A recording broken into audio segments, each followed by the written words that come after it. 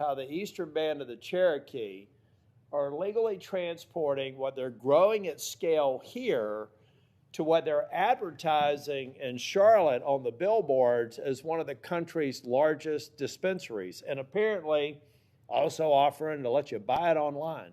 So can I get your commitment within the DOJ, not you personally, but that can I just get a definitive answer that there's no there, that they are legally transporting it, or that we do have something here that doesn't seem to comport with federal law? Yeah, Senator, I will absolutely have my team look at that issue, and I'm not familiar with that establishment.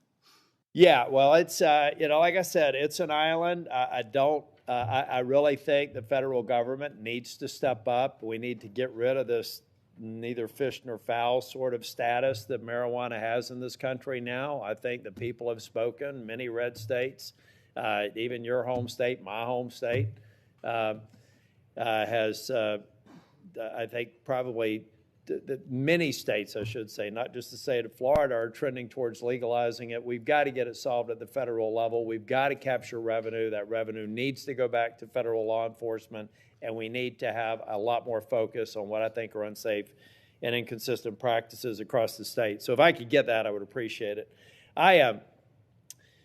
General Bondi, I'm kind of a boring management consultant, nerd that believes in best practices as a way to kind of move forward and create consistent outcomes. I'm having a real struggle right now with the National Guard being deployed and masking the abject failure of leaders at the state and local level.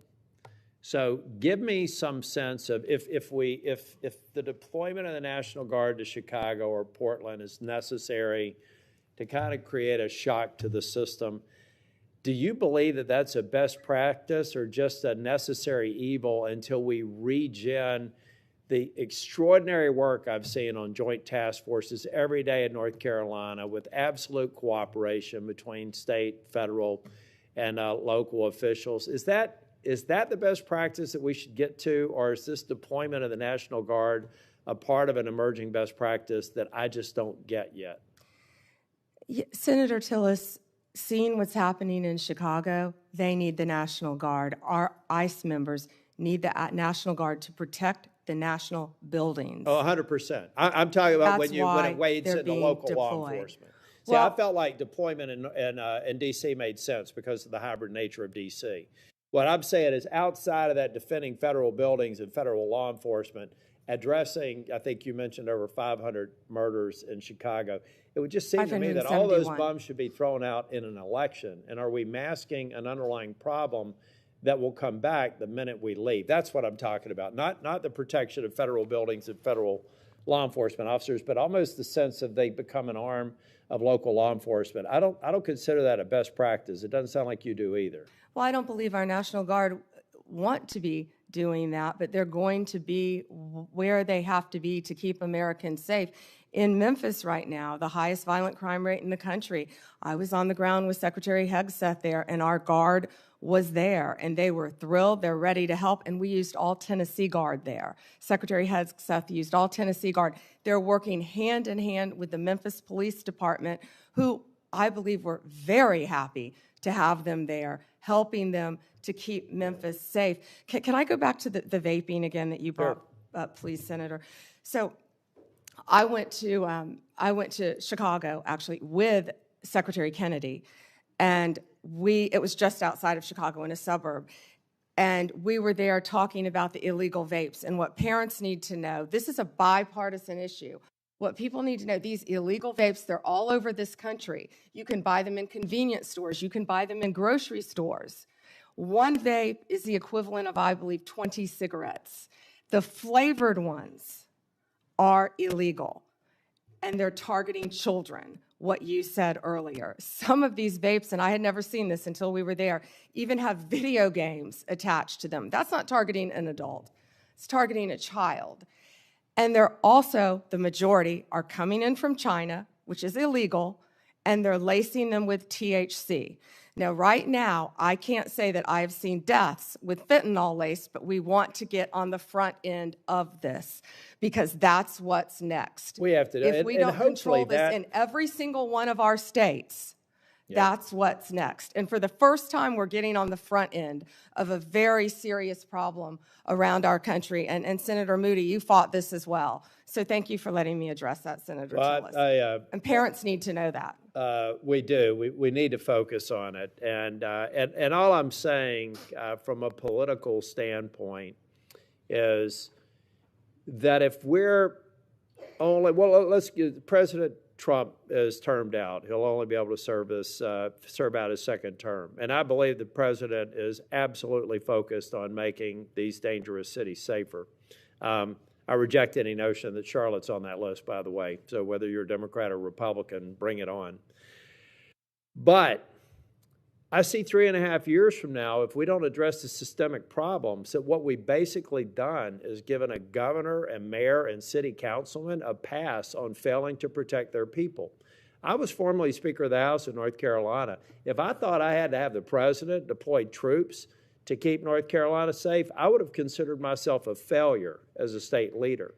And so I just hope we strike the balance so that we're not fixing a problem temporarily, only to come back maybe even worse than the problem we're fixing the moment this president who's committed to local safety leaves. And that's something that we have to talk about. So we're leaving something behind. And I'm going to yield back. Thank you. Senator Tillis. Senator Schiff. Thank you, Madam Chair. Attorney General Bondi, at your confirmation hearing in January, made a clear commitment you would not politicize your position. We are here today at your first oversight hearing 9 months into your tenure, at a time when hundreds of career prosecutors have quit because they were required to take unethical actions at odds with that promise, or feared that they would have to take such actions if they remained on the job. When over 1,000 former federal prosecutors have sounded the alarm about the unprecedented degree to which the powers of DOJ are being abused to go after the president's enemies. I approach this hearing with a heavy heart. As a former federal prosecutor myself, I served in a department that, whether it was under a Democratic or Republican president, would never use the office to go after the president's enemies or to hide the corruption of his friends. But today, the Justice Department has been used to cover up the possible corruption of the mayor of New York or of a high-level administration official taking $50,000 reportedly in cash in a bag, or a child sex predator who befriended the president and some of his cabinet members. And instead of preventing partisan weaponization, your department has engaged in a brazenly political prosecution at the president's explicit direction. The department has become President Trump's personal sword and shield to go after his ever-growing list of political enemies and to protect himself, his allies, and associates.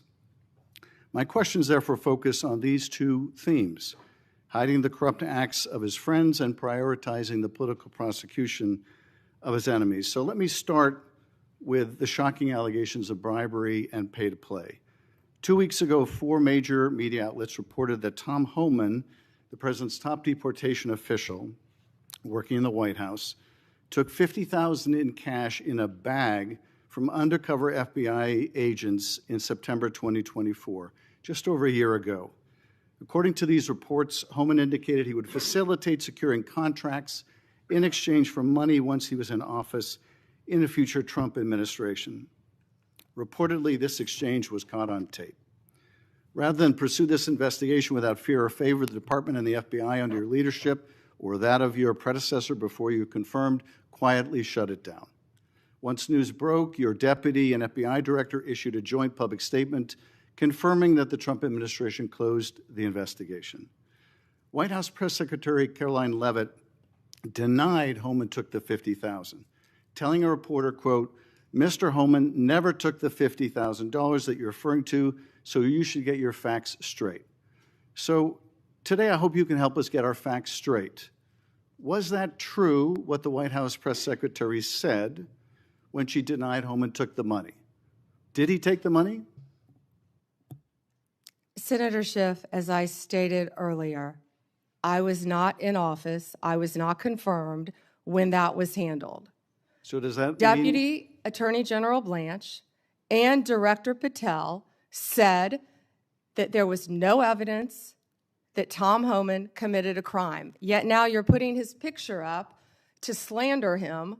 No, I'm putting his picture up, showing an interview he gave with, I think, Fox, in which he was asked explicitly about these allegations that he took a $50,000 bribe, and he refused to answer.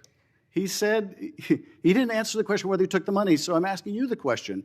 Did he take the money? Senator Schiff, I answered that question multiple times. And frankly, Well, I don't think, with respect, I don't think you did. But in case I just didn't hear you, what is the answer? Did he take the money?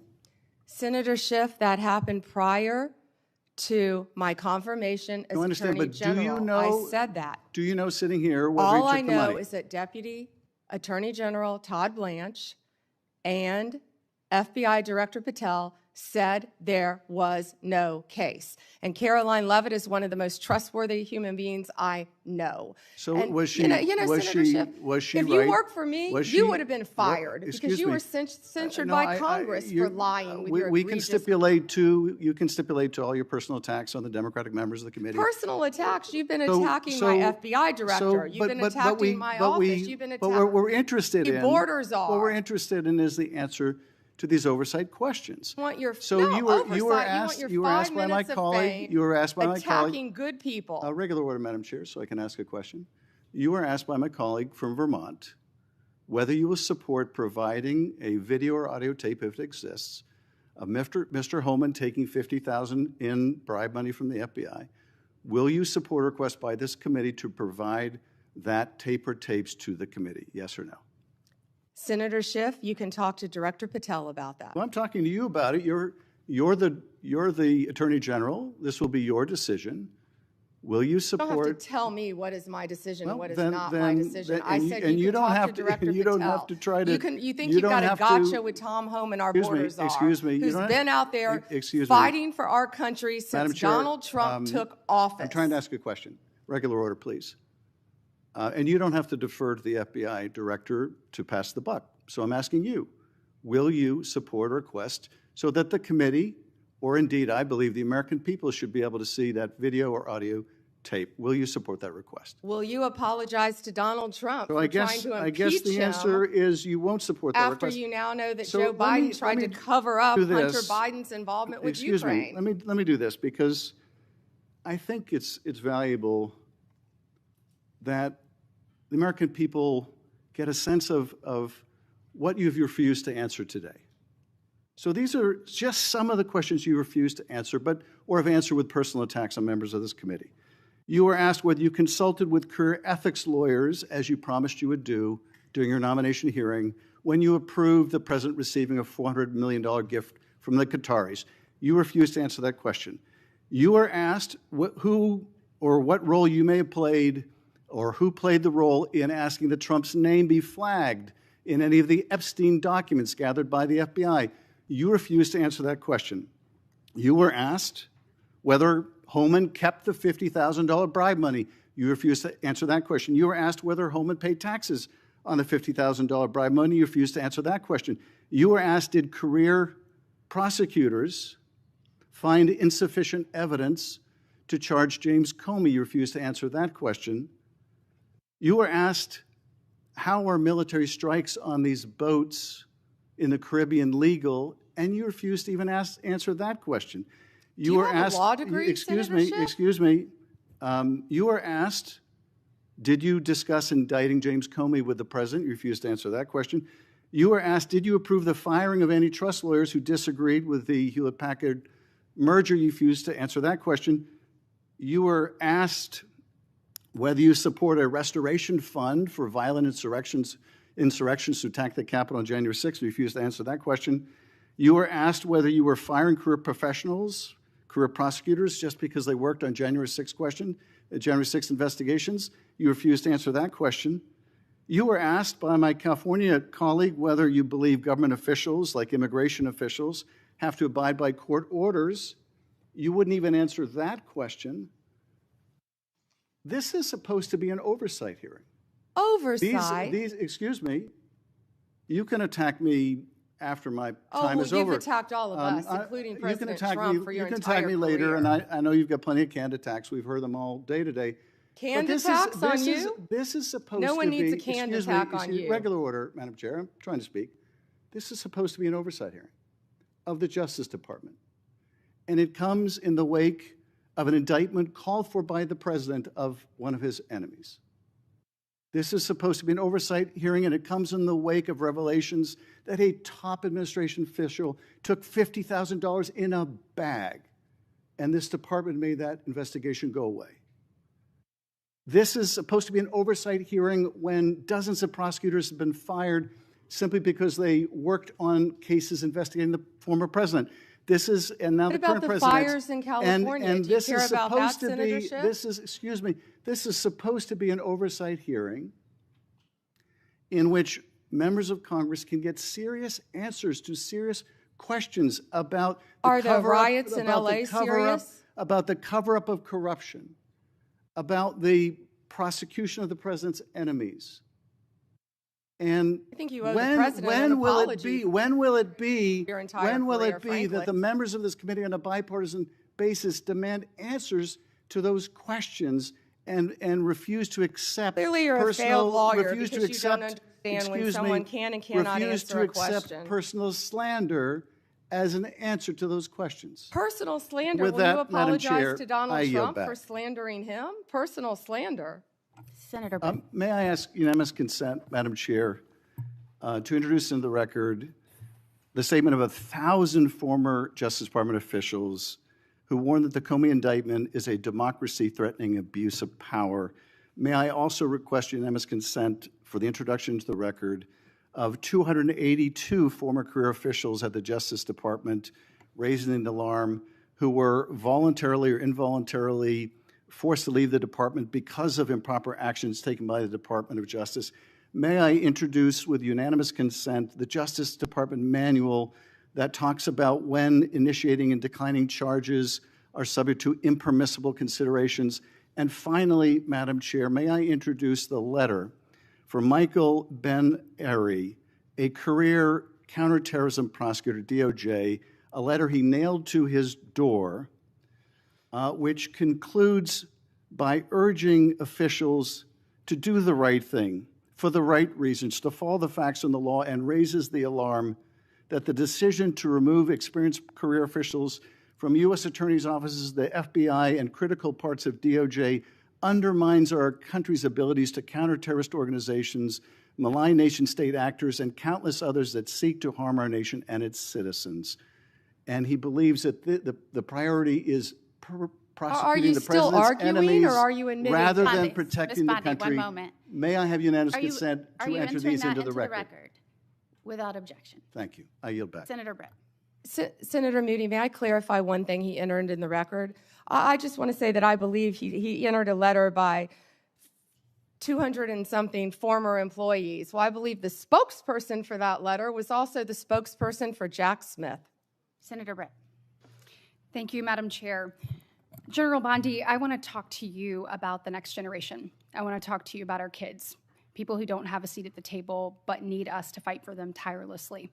When you look at this, I see a couple of different buckets of ways that bad actors are taking advantage of our children, and in some of the most extreme situations, we lose that child, whether to death or to self-harm, and I think we owe it to them to do something about it. So first is social media. Tell me, what are you doing? I have sat across from a number of parents who have talked to me about their child either falling victim to sextortion, different schemes that are online. We also know that there is an element of human trafficking that comes here. Let's start with social media. What are you doing to hold bad actors accountable, to track them down, and to keep our kids safe? Senator, first, thank you for bringing that up. This, I believe, is what an oversight hearing should be about. Thank you. Not yell. Oh, he's gone already. He comes in and leaves. This is what an oversight hearing should be about, trying to help parents and children online. Yes, Director Patel has been doing a great job. The FBI, we have an entire unit. Not only that, our National Security Division is working internationally.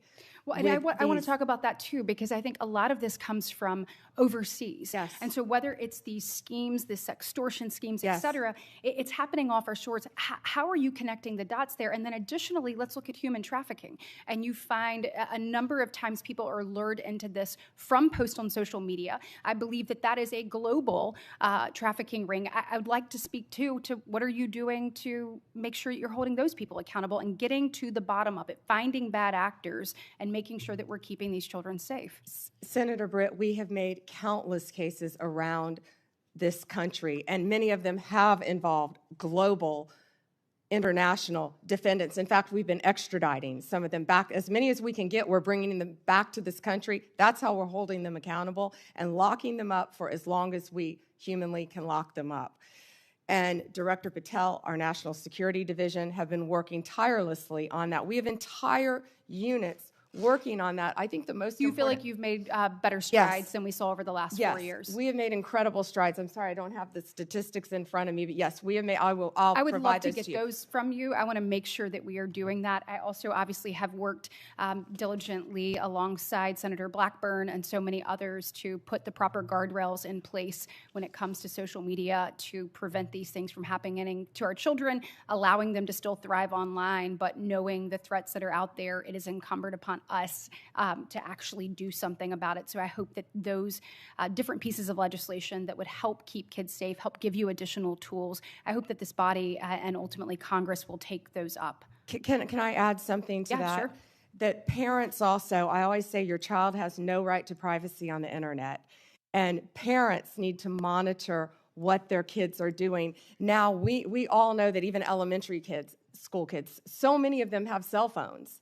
Because they're at school, they're latchkey kids, they're riding the bus home. So many children have cell phones, but parents, you have to monitor. There are safeguards you can put on the phone, but you have to monitor I also what your think kids that- are doing on the internet I as do well. think that there is some accountability that needs to be held even with social media providers. Absolutely. Because I know that, for instance, we had a judiciary subcommittee hearing where we heard from parent after parent whose child had bought something online that they thought to be maybe a different type of drug. It was laced with fentanyl. They died. If that was happening on a storefront and a small business in America, we would shut that storefront down. We must do more to hold not only the bad actors online, but also the people who allow it to happen accountable. And I hope that you'll commit to work with me on that. I wholeheartedly agree. Thank you, So Senator Britt. staying in that vein on parents, looking at illegal gaming across, again, this is a global thing, offshore illegal gaming. We have found that young men in particular have been targeted when it comes to betting and being involved in this legal gaming. We're finding that through whether it be advertisements or things that are directly targeted to get them addicted and get them pulled in and addicted on that. When it comes to illegal gaming, will you commit to me to taking a look at what is exactly happening offshore and also how they are utilizing different spaces to actually go after our children, getting them addicted, and ultimately pulling them in? Certainly, and I'm also sure the FBI would welcome working with you. Wonderful. And then last but not least on that same vein, and you touched on it earlier when one of my colleagues asked you about this, but vaping. So if you're a parent and you're sitting here looking, Chinese vapes have, this is a real issue. You spoke a little bit about what you are worried will come next in this space. What are you doing to get to the bottom of that, and how are we going to make sure that these don't infiltrate our markets and ultimately don't end up in the hands of our children? What we've been doing is we have been going around this country and we have been raiding these vape shops that are carrying these illegal drugs and shutting them down. And that's what Senator Kennedy and I were in Illinois doing. We were announcing that arrest. It was a massive arrest of illegal vapes from China, mainly coming in through China, laced with THC. Back to the, I was just saying, back to the child predators. Since January 20th, we have made 2,580 child exploitation cases, Senator Britt. That was the number I was trying to get my hands on. Wow. And That's 250 more than last year. will you commit to continuing to go after these unregulated products and particularly make sure that they are not in the hands of our children. Yeah, and Senator Britt, we need to do that because it's targeting our children. Yes, absolutely. Thank you very much. Today is obviously the second anniversary of the horrific attacks on October 7th. And this morning I had an opportunity to listen to stories of some individuals that had been held hostage, some of the families that will never get their loved ones back, and some that are hoping that there is a resolution soon and they once again get to embrace their family member that they have not seen in over 700 days. It was a reminder of, one of them said, you know, I can breathe, but I can't live until this is resolved. And we know in addition to this horror and nightmare that they have been living for the past 2 years, we have seen a rise in anti-Semitism here on our soil. When we said never again actually has to mean never again. And I know that you and I spoke about this briefly when you were in front of this committee, but can you talk to me about the work that DOJ is doing to combat that rise in anti-Semitism and to hold offenders of that, to hold them accountable? And Senator Britt, thank you for again bringing up that today is the second anniversary of that horrific attack on Israel. Donald Trump is the greatest peace president of our lifetime, probably in our history. And if anyone can resolve this, it will be Donald Trump. I've also met with many of the families of the hostages and of those who have lost loved ones.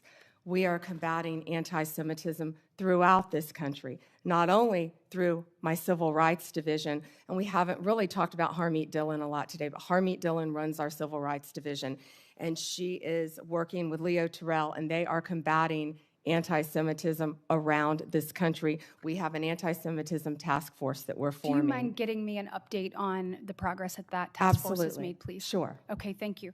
And last, in my last remaining minute, certainly appreciate the work that you're doing. I know my colleague, Senator Lee, already asked you about the attacks on ICE officers. Thank you for working to keep our federal agents safe, federal law enforcement safe. So thank you for the work that you're doing there. I do want to just talk a little bit about crime in American cities. We had a horrific event occur in Montgomery, Alabama over the weekend, and 14 people, 2 people are no longer with us, and 12 people injured. My heart breaks for every one of the victims and their families and the community at large. I'd like to know a little bit about your interagency work and talk to me about things that you find, because we have to find solutions in this space. This cannot keep happening. And what are you seeing that is, you know, your biggest success stories and your biggest challenges you have to working to try to resolve crime throughout the country? Well, right now, the biggest challenge is that the federal government is shut down, but we're not letting that become a challenge because all of our agents are working tirelessly. And I get almost real-time updates from my agencies, Rob Sakata, who's the Deputy Director of ATF, Kash Patel and Dan Bongino at FBI, Terry Cole, at DEA, Gadi Serralta with our U.S. Marshals, and all of our great team of lawyers. And we are working nonstop to combat crime. That's Donald Trump's only directive to me, is to make America safe again. And that's what we're going to do in this country, Senator Britt. Well, thank you for your commitment and any best practices you have or ways that you have found to tackle challenges that are effective.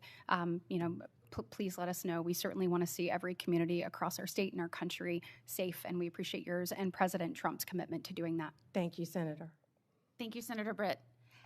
And I will just say thank you to our witness, who has been sitting here for now for 4.5 hours without a break. I think maybe a little bit under the weather. And you have outlasted pretty much everyone here but Senator Britt and myself. So thank you for being here today. I'm in good company. Well, certainly coming in behind someone as strong and as passionate and as committed to doing the right thing and to justice. When you served as Attorney General in Florida, that was certainly a high bar that you set, and I was honored to come in after you as the Attorney General. You've touched on so many of the issues that you fought for in Florida that you are still fighting for now here in Washington, and whether that is protecting our children, protecting our law enforcement officers, protecting the rule of law. All of these things, your experiences, both personal and professional, are playing into how you are standing strong for what this country was built on in this role.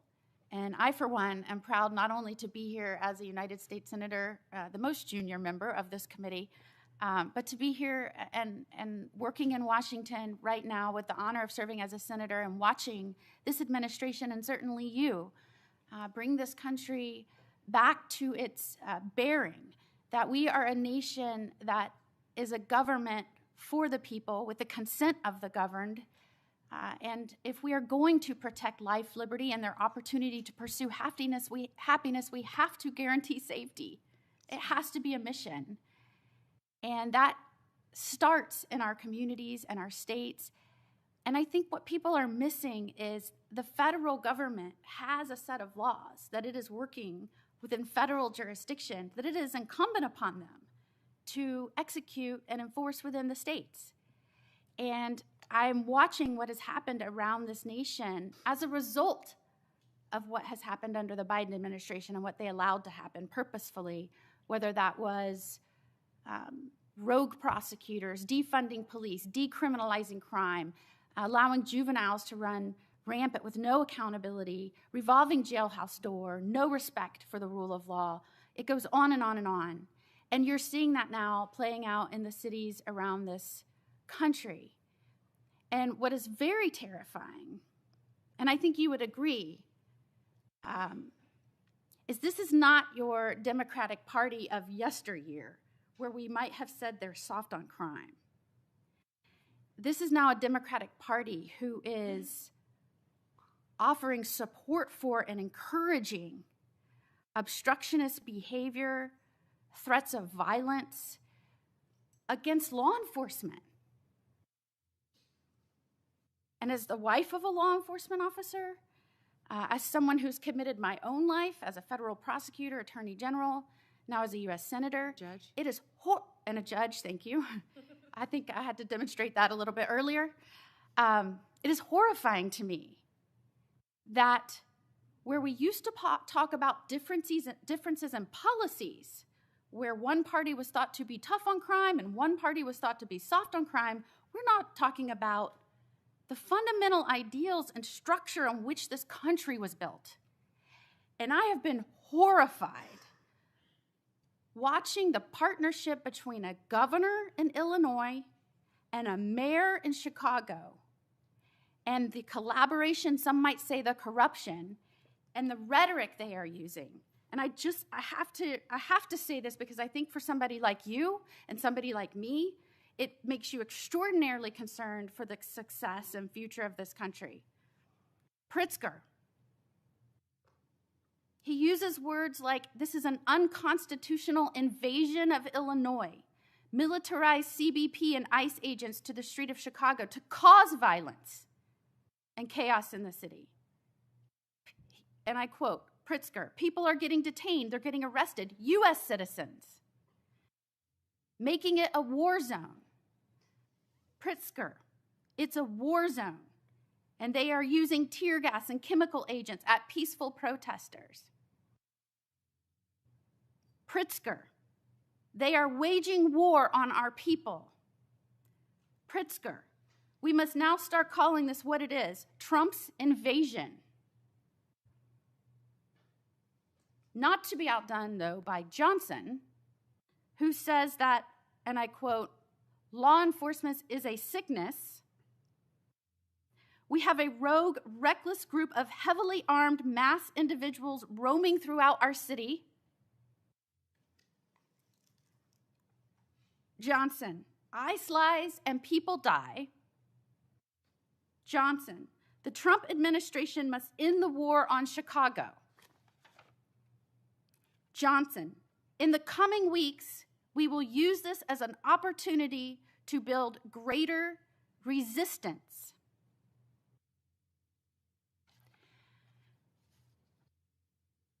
I am wondering if Pritzker and Johnson understand that there are federal laws that criminalize inciting violence against law enforcement. and federal agents. I am wondering if they are concerned at all about what their speech is doing and the danger it's putting not only federal agents in, that, by the way, swore an oath to protect other people, but the danger it's putting the citizens of their community in.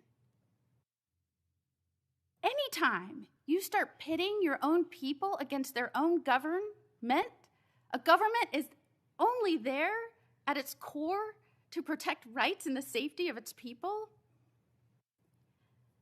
that is incredibly dangerous. And I hear this rhetoric, and I think to myself, every foreign adversary of the United States of America in this country is saying thank you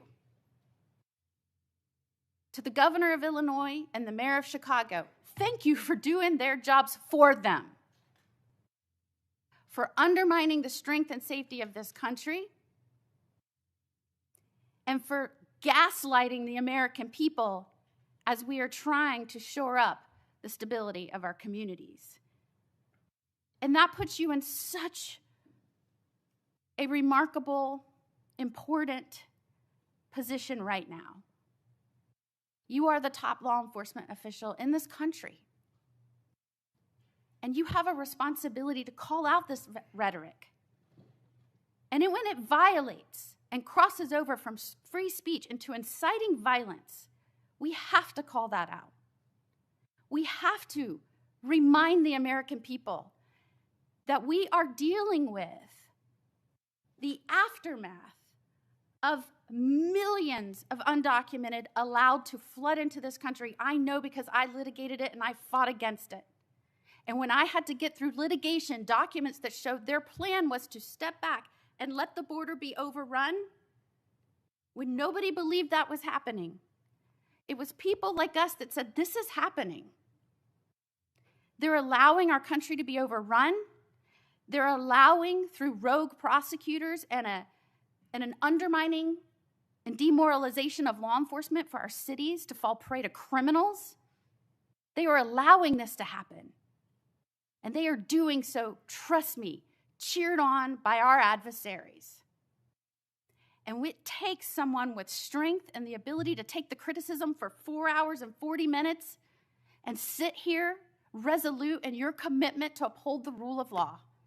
And I know the only reason that you can do that is because what you went through in your prior life, working hand in hand with law enforcement, seeing what their families went through, holding the hands of victims, not letting these people turn our heroes into villains, and certainly not letting these people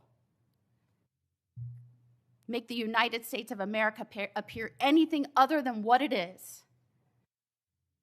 It is a country that protects, first and foremost, our people's rights, and we do so by also guaranteeing, with the consent of our government, that we'll focus on their safety.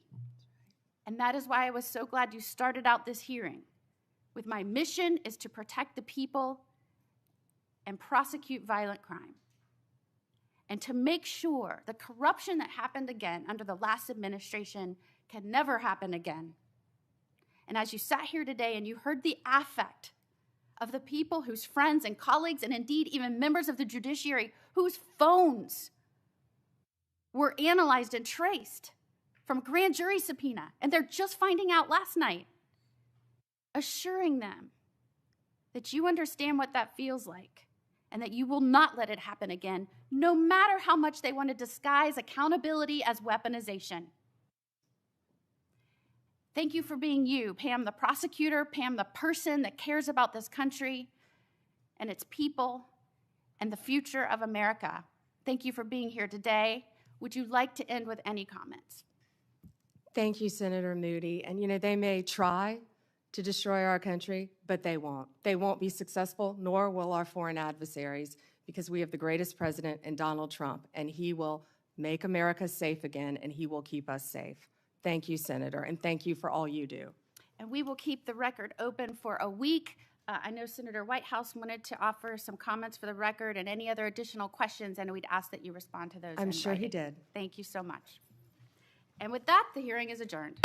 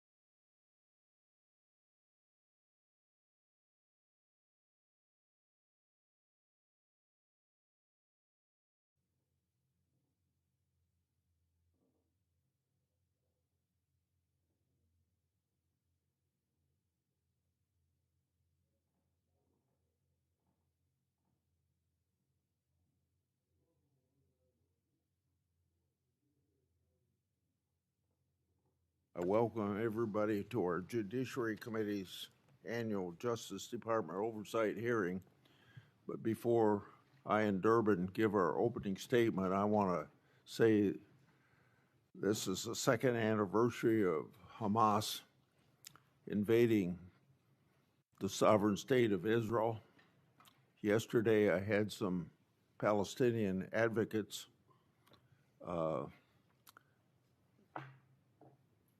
talk to me about the number of people who've been killed. I like to remind them there wouldn't be one death if there hadn't been this invasion of the sovereign state of Israel by what happened 2 years ago today. Attorney General Bondi, since your confirmation, you've now had the opportunity to face the federal bureaucracy that you must reform to better serve the American people. As I said to Director Patel, your charter is no simple task.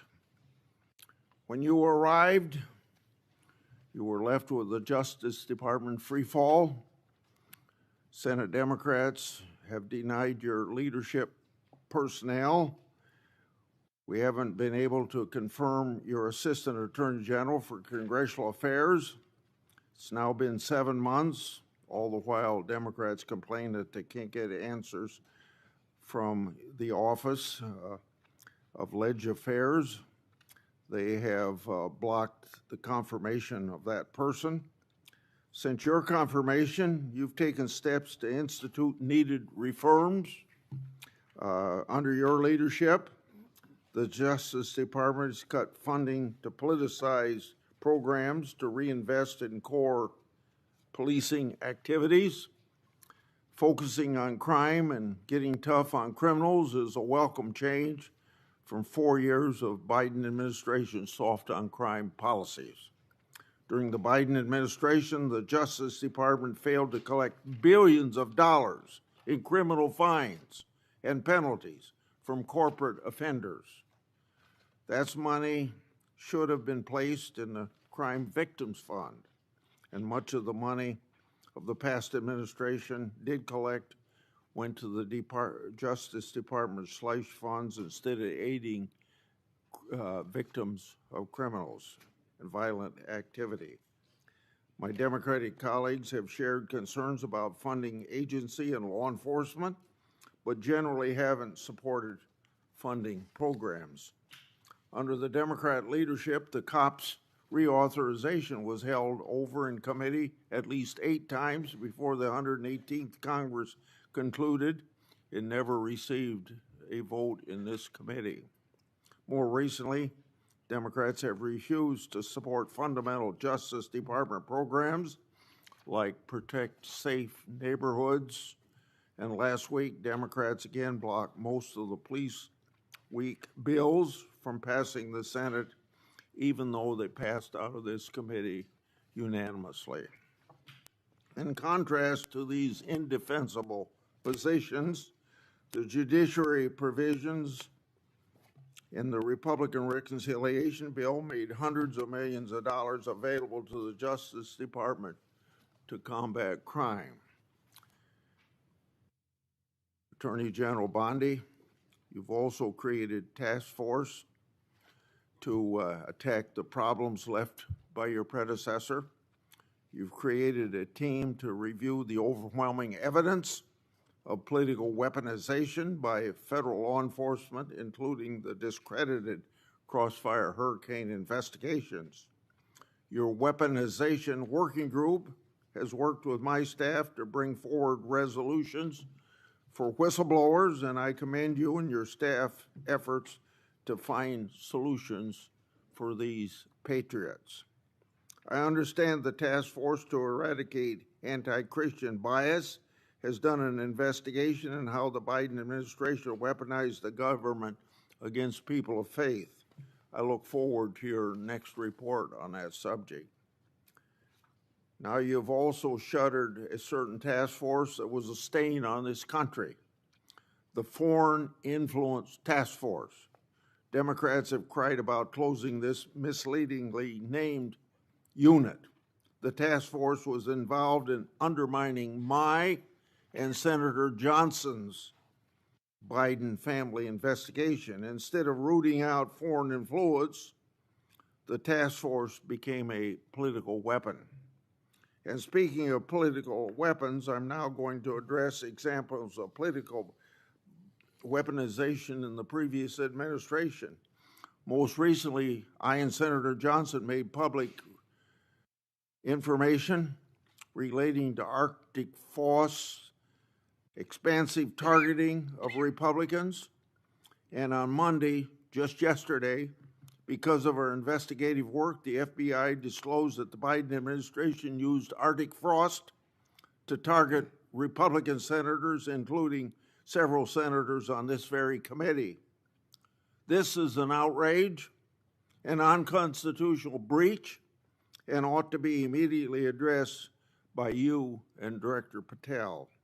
It's also a clear example of why the Justice Department has had to fire personnel who you hear Democrats defending. While on the taxpayer's dime, these now fired employees not only weaponized law enforcement, but some of them also retaliated against patriotic whistleblowers. These are indefensible acts. Now I've obtained additional weaponization records thanks to brave whistleblowers that predate Arctic frost. I've obtained documents created by then Supervisory Special Agent Tebow, dated March 2, 2017.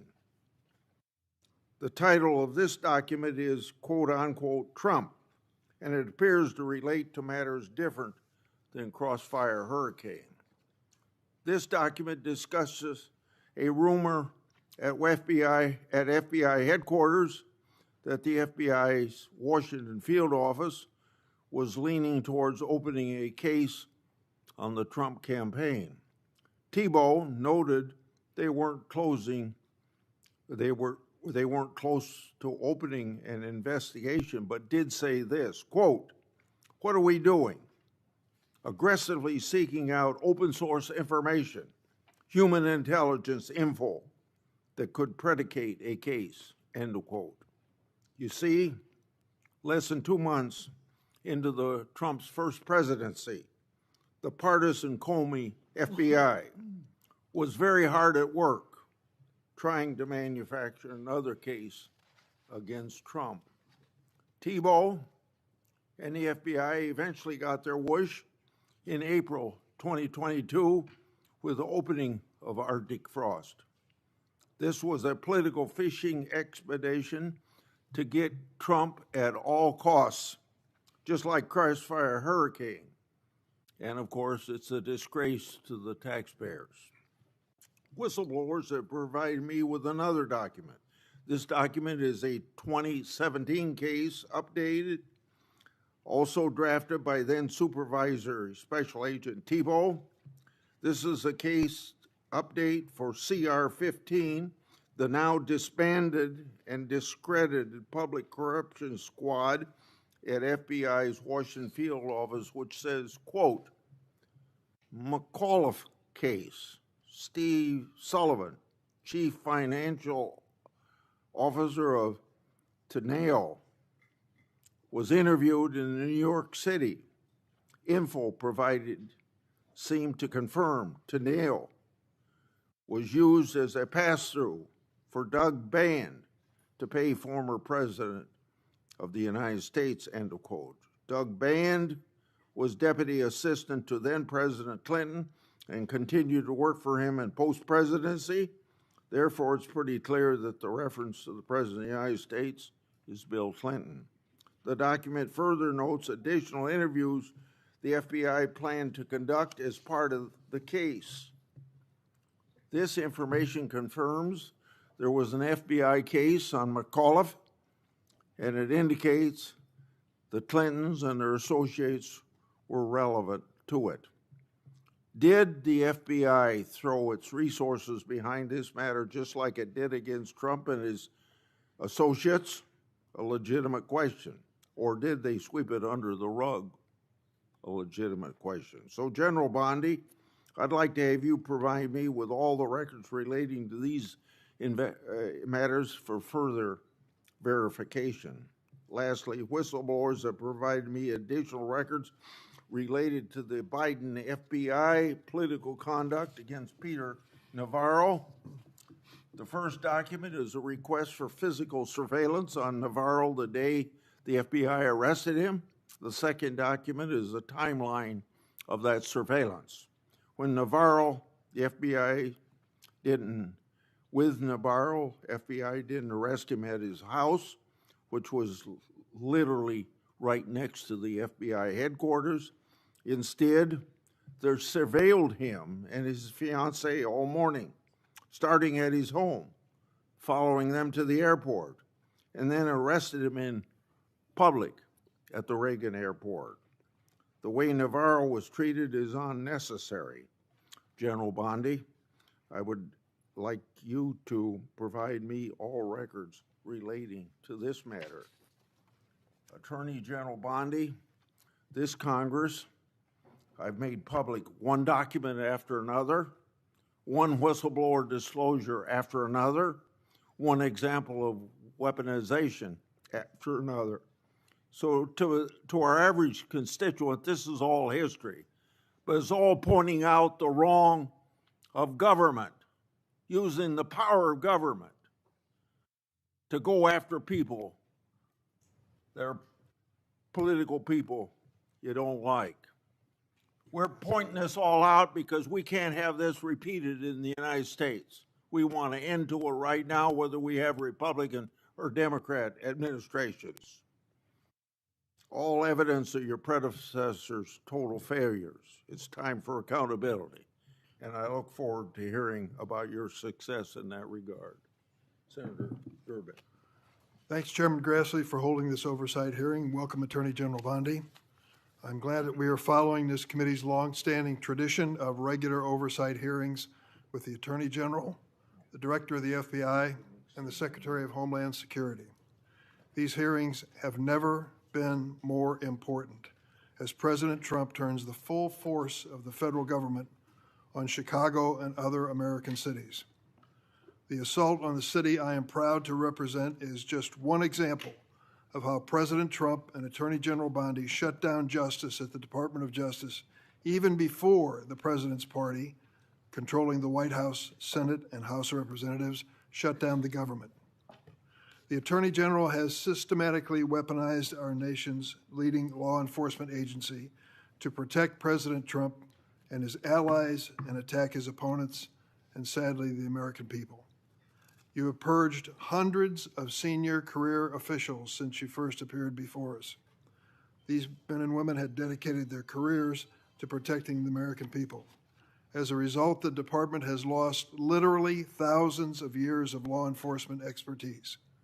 To be specific, you disbanded the FBI's Foreign Influence Task Force and the National Cryptocurrency Enforcement Team, despite the growing threat of foreign election interference and the drastic rise in cryptocurrency crimes. You forced out almost 75% of the Civil Rights Division's career attorneys, while hate crimes are on the rise. You fired more than 100 immigration judges, while the immigration case backlog is more than 3 million. You cut the public integrity section from 30 prosecutors to 2, while political corruption skyrockets. During your confirmation hearing, I asked you about your many potential conflicts of interest as a former lobbyist. You responded under oath, quote, "You will consult with career ethics officials within the department and make the appropriate decision," end of quote.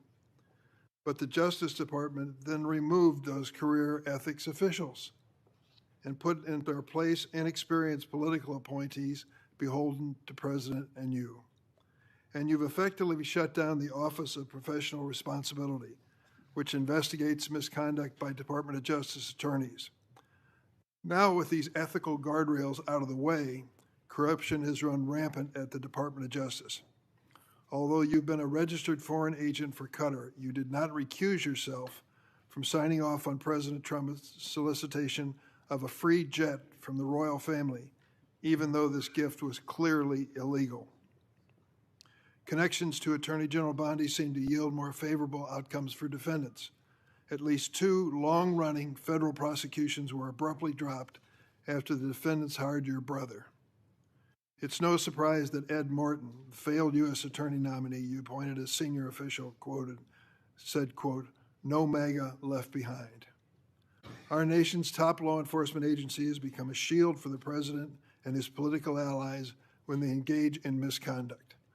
Last year, President Trump's border czar, Tom Homan, was allegedly recorded accepting a $50,000 bag of cash in exchange for promising immigration enforcement-related contracts. Under your leadership, the investigation into Mr. Homan was dropped. After President Trump pardoned nearly 1,600 January 6 insurrectionists, including more than 600 charged with assaulting or impeding law enforcement, the Department of Justice is arguing in court that these pardons provide immunity for wholly unrelated crimes in multiple cases. Jared Weiss was filmed on January 6th, encouraging his fellow rioters to attack the Metropolitan Police Department officers. And he said, "F them, kill them." What happened to Mr. Weiss? He's been hired by you as a senior advisor. In February, you said the Epstein client list was, quote, "sitting on my desk right now for review." 8 months later, you still haven't produced these files, and a credible whistleblower told my office that FBI agents were directed to flag any records in which President Trump was mentioned. The Department of Justice ordered the dismissal of corruption charges against the former New York City Mayor Eric Adams in a corrupt backroom deal to secure his cooperation with the president's immigration agenda. Acting U.S. Attorney Daniel Sassoon, a Republican appointed by President Trump, resigned in protest. Acting U.S. Attorney for the Eastern District of Virginia, Eric Siebert, a Republican appointed by President Trump, was forced to resign because he didn't believe there was sufficient evidence to indict New York Attorney General Letitia Adams or former FBI Director James Comey. In his place, President Trump installed his former personal attorney, someone with no prosecutorial experience, to indict Director Comey, which she did. She joins a network of unqualified MAGA loyalists masquerading as federal prosecutors, like Alina Habba, who said she would use her position to, quote, "turn New Jersey red," close quote, and Sigal Chattah, who once said that a black political opponent was, quote, "should be hanging from an effing crane," end of quote. The President and Attorney General attempted to bypass the Senate to install these unqualified extremists. Where do you find these people? Courts have ruled that both Ms. Habba and Ms. Chattah are serving in their roles illegally, jeopardizing countless prosecutions by your office. Why? And that's just one example of how the Department of Justice is making America less safe. Attorney General Bondi shut down the Organized Crime and Drug Enforcement Task Force, OSADEF, which has dismantled thousands of criminal organizations. And you diverted thousands of FBI, DEA, and ATF agents and DOJ prosecutors from their critical missions to carry out the president's mass deportation agenda. Attorney General Bondi, not surprisingly, federal drug prosecutions have dropped to the lowest level in decades. Let me repeat that.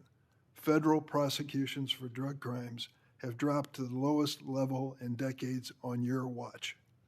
Department of Justice has also unilaterally terminated 373 grants that provide critical funding to state and local law enforcement to the tune of $500 million. The 2026 Trump budget would slash the high-intensity drug trafficking areas program known as HIDA by more than a third, from $300 million to $196 million. Instead of taking common-sense steps that have proven to help reduce crime, Attorney General, you're focusing on helping President Trump play strongman on television. He has illegally deployed troops to Chicago and other American citizens and has threatened to send more. The Justice Department defends this dubious legal basis for these deployments and diverts DOJ personnel and their components to assist in these efforts.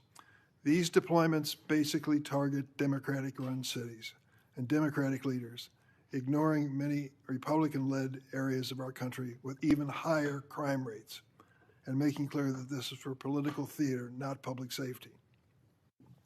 one particular chaotic raid in Chicago Tuesday last week, aided by the FBI and ATF, which you supervise.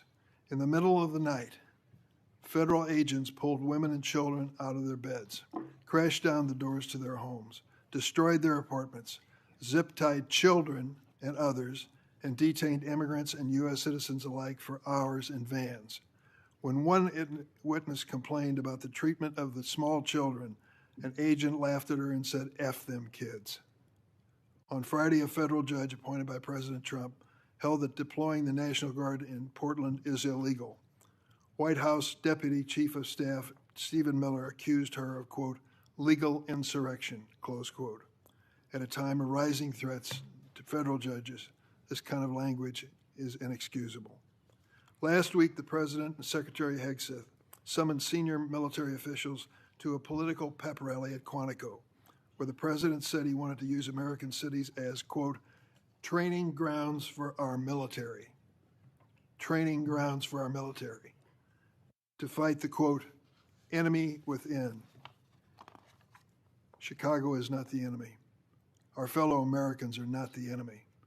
It is abhorrent for the President, who is supposed to represent all Americans, regardless of political party, to describe anyone who disagrees with him in this manner. To my Republican colleagues who claim the previous administration weaponized the Department of Justice, President Biden retained President Trump's FBI Director Christopher Wray, who President Trump then fired. President Biden never directed the Attorney General to prosecute his political opponents. President Biden never fired his own political appointees for refusing to prosecute his targets. What has taken place since January 20th, 2025 would make even President Nixon recoil. This is your legacy, Attorney General Bondi. In 8 short months, you have fundamentally transformed the Justice Department and left an enormous stain in American history. It will take decades to recover. Thank you, Mr. Chairman. Thank you. Would you please rise so I can give you swear? Do you affirm the testimony you're about to give before this committee will be the truth, the whole truth, and nothing but the truth, so help you God? Please be seated and give us your opening statement.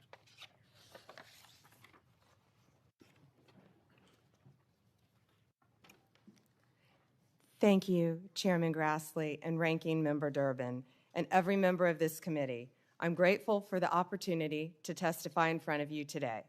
First, please join me in remembering, as you said, Chairman Grassley, all the Jewish people who lost their lives in the October 7th attacks 2 years ago today. Also, please let's pray for all the hostages and the families of all of those individuals. They are a critical reminder of our central mission here at the Department of Justice, protecting the safety and security of the American people. That is why, even when the government is otherwise shut down because of the Democrats, the department's law enforcement officers and prosecutors are hard at work fighting crime, keeping our streets safe, and protecting you from the threats, foreign and domestic. When I was confirmed as the 87th Attorney General of the United States, I took office with 2 main goals: to end the weaponization of justice and return the department to its core mission of fighting violent crime. As to ending the weaponization of justice, we learned that former FBI secretly investigated you and your colleagues. Why? They wanted to take President Trump off the playing field. They were playing politics with law enforcement powers and will go down as a historic betrayal of public trust. This is the kind of conduct that shatters the American people's faith in our law enforcement system. We will work to earn that back every single day. We are returning to our core mission of fighting real crime. While there is more work to do, I believe in 8 short months, we have made tremendous progress towards those ends. Our federal surges in Washington, D.C. and Memphis are a perfect example of how the Department of Justice should operate.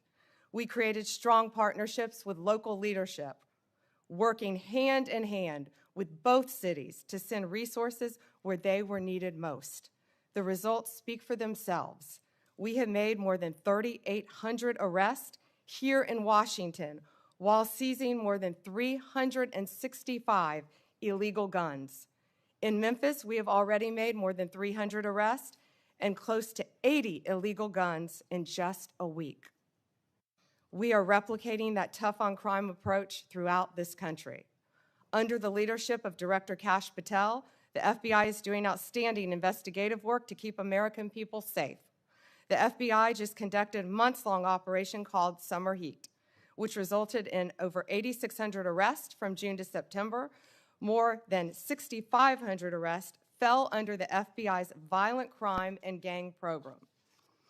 Under the leadership of Administrator Terry Cole, the DEA has seized 47.9 million fentanyl pills and 4,500 kilos of fentanyl powder. That represents 370 million deadly doses. 370 million. The DEA is dismantling violent cartel drug trafficking networks across this country, including the seizure of nearly 470 million in criminal assets.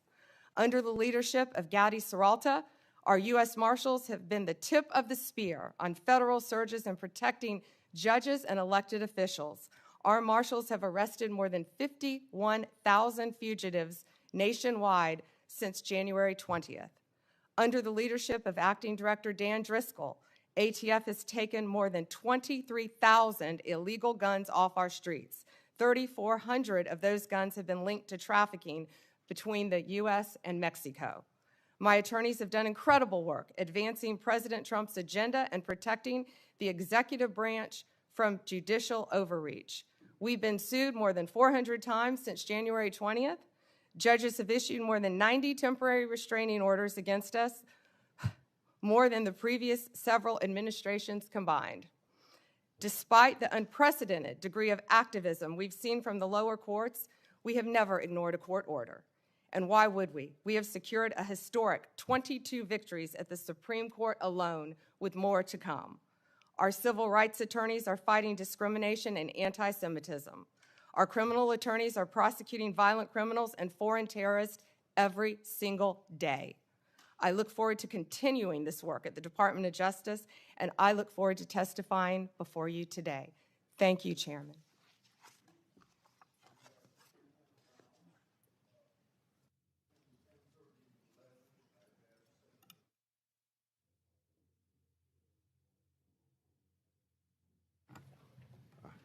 I forgot to turn on the microphone. Let me start over again. We have 10-minute rounds. I've asked Senator Blackburn to chair between 10:30 and 11. I hope that we can have good decorum during this hearing, treat each other with respect. General Bondi, just in case you get cut off with something that you don't get to answer your question when that senator's done, if you ask me for a little bit of time, not a lot of time, but a little bit of time to finish your answer, I'd be glad to give that to you. So starting myself, you inherited a bloated bureaucracy. It requires reorientation to better serve your mission of the department. That would include reassessing grants disguised to help Americans, but many were partisan pet projects. It also requires reallocation of resources to better serve the American people. On this issue, I've got two questions. What updates can you share with the committee about your review and grant DOJ and grants that DOJ has reassessed?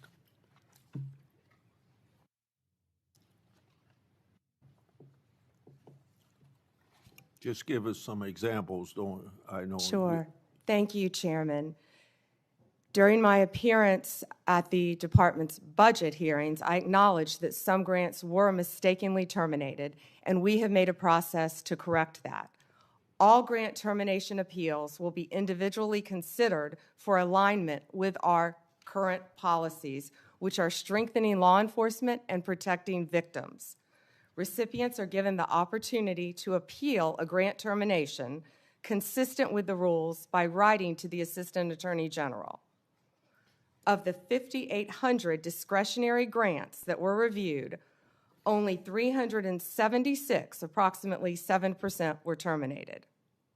So far, OJP has turned back on 18 awards, 17 appeals have been denied, and the rest are actively being reviewed, with decisions expected soon. My colleagues on the other side claim that your department has reallocated resources to immigration enforcement, and it's had a negative impact on law enforcement. We know that drugs and crimes are very much a part of immigration enforcement, so these attacks are clearly off the mark. Explain your view of these misguided assertions. Chairman, every day our FBI, DEA, ATF, and now U.S. Marshals working on a task force with Homeland Security are out there keeping Americans safe and getting illegal aliens out of our country, many of whom have committed violent crimes in this country. Our agents will continue to fight violent crime in this country, working hand in hand. One example is right here in Washington, D.C. We have the D.C. Task Force that has been incredibly successful. We are so proud of the work that has done. We have been working hand in hand with the local officials here in D.C., and we are very proud of that work. And we're taking that to Tennessee and around this country to keep Americans safe.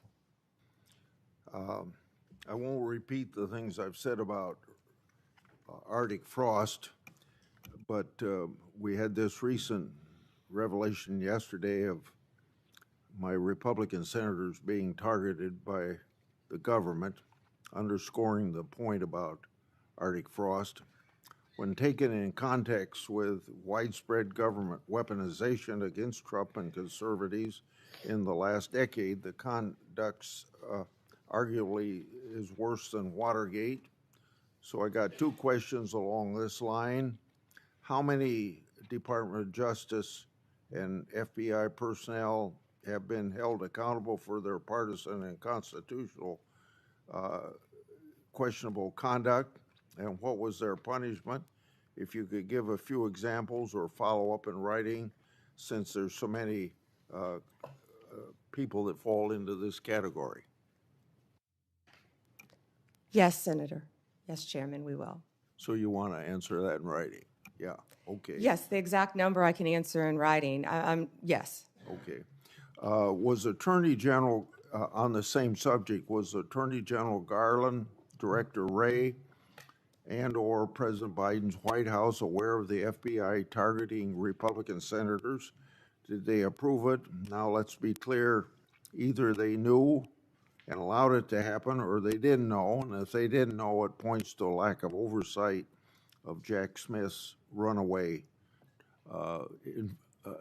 case. Chairman Grassley, that's what we've been talking about when we refer to the weaponization of government. Operation Arctic Frost was an unconstitutional, undemocratic abuse of power. During Arctic Frost, the FBI also placed 92 linked Republican individuals and Republican groups, such as Charlie Kirk's Turning Point, on their list. This is the kind of conduct that shattered the American people's faith in our government, as I said in my opening statement. We are ending this weaponization. Our FBI is targeting violent criminals, child predators, and other lawbreakers, not sitting senators who happen to be from the wrong political party. Several of your colleagues sitting at this dais were targeted, and others. We will continue to stop that throughout the Justice Department. That is the ultimate weaponization of government. Have you sought grand jury secrecy waivers so that all of Arctic Frost documents can be produced to Congress? And if not, do you plan to do that? Chairman Grassley, I will be working directly with Director Patel on this issue. And there's not much more we can say about the issue for obvious reasons at this time. Okay. Public Safety Officers Benefit Program, PSOB, provides benefits to law enforcement and first responders if they're disabled or killed in the line of duty. Affected family members may also benefit. My oversight and a government accountability office report shows that some claims have taken thousands of days to conclude. PSOB applicants have also informed my office that they've been left in tears with disrespectful ways they've been treated by the government. Question number 1 and 2 in this area, but I'll start just with 1. What actions have been taken to hold DOJ officials accountable for their failures to manage the program and treat applicants with respect? Chairman Grassley, as stated earlier, there have been many terminations from the Department of Justice, and we stand by all of those. Many of those are subject to active litigation. This Department of Justice will treat everyone with respect, and we will do everything in our power to help citizens of this country. Please reach out to us with any individual cases, and I will personally look at them for you, Chairman. Okay. So if you'll provide that information, that was my second question. So now let's go on to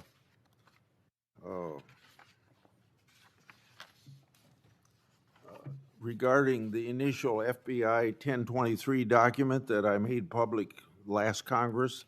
That document mentioned 1, text messages, 2, audio recordings, and 3, financial records that allegedly approved a bribery scheme with the Biden family and foreign interest. I asked Director Patel if his predecessors made any effort to determine whether these records existed. He answered no. What steps has the department taken to determine whether these records exist? One way or another, this matter ought to be put to rest. Chairman Grassley, I know Director Patel is working hard on this with the members of the FBI. Okay. So we don't know if these records exist, or you just can't say that publicly at this point? I don't want to discuss any of that publicly, Okay. Director. The Foreign Intelligence Surveillance Act includes a safeguard to prevent political weaponization. The reauthorization mandated certain members and their staffs shall be entitled to attend any proceedings of the FISA court. Former Biden DOJ Assistant Attorney General Matt Olson drafted a privacy agreement that allowed the department to hide information from Congress during FISA proceedings. Matt Olson made a career out of targeting President Trump and his allies, so it's not surprising that he would attempt to hinder congressional oversight or cover up for the Biden regime. I want to make sure that you get rid of the ridiculous and misguided Olson memo. When can you tell me that will be done? We will notify you, Chairman Grassley. Thank you. Okay. Senator Durbin. Thanks, Mr. Chairman. Madam Attorney General, let me ask you this question. Were you consulted by the White House before they deployed National Guard troops to cities in the United States? I am not going to discuss any internal conversations with the White House. You won't even say whether you talked to the White House about this? I am not going to discuss any internal conversations with the White House with you, Ranking Member. I noticed that. What's the secret? Why do you want to keep this secret? The American people don't know the rationale behind the deployment of National Guard troops in my state. The word is, and I think it's been confirmed by the White House, they are going to transfer Texas National Guard units to the state of Illinois. What's the rationale for that? Yeah, Chairman, as you shut down the government, you voted to shut down the government, and you're sitting here, our law enforcement officers aren't being paid. They're out there working to protect you. I wish you loved Chicago as much as you hate President Trump. And currently, the National Guard are on the way to Chicago. If you're not going to protect your citizens, President Trump will. been on this committee for more than 20 years. That's the kind of testimony you expect from this administration. A simple question as to whether or not they had a legal rationale for deploying National Guard troops becomes grounds for a personal attack.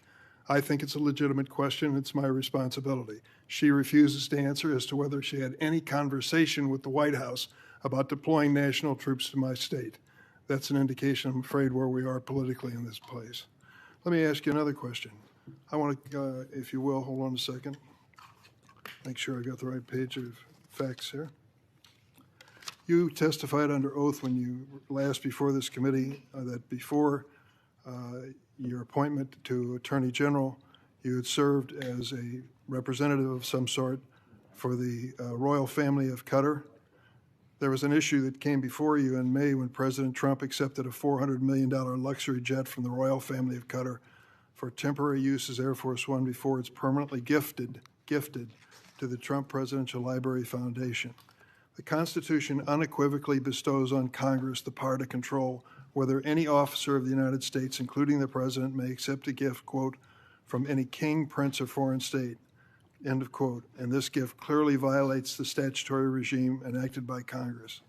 You've refused to answer a letter I sent to you 5 months ago asking the legal rationale you relied on to advise President Trump to accept this unprecedented gift from your former legal client. Can you make a promise today that you will disclose that? Disclose what, Ranking Member? I assume there was a letter or some sort of statement from your office to the White House to advise them that you felt it was permissible? First, to address my role with Qatar, as I addressed with you during my confirmation hearing, I disclosed it in my SJQ. In private practice, I worked for Qatar for anti-human trafficking for the World Cup. That was my only involvement, and I made that very clear, and I'm very proud of everything I've done with anti-human trafficking.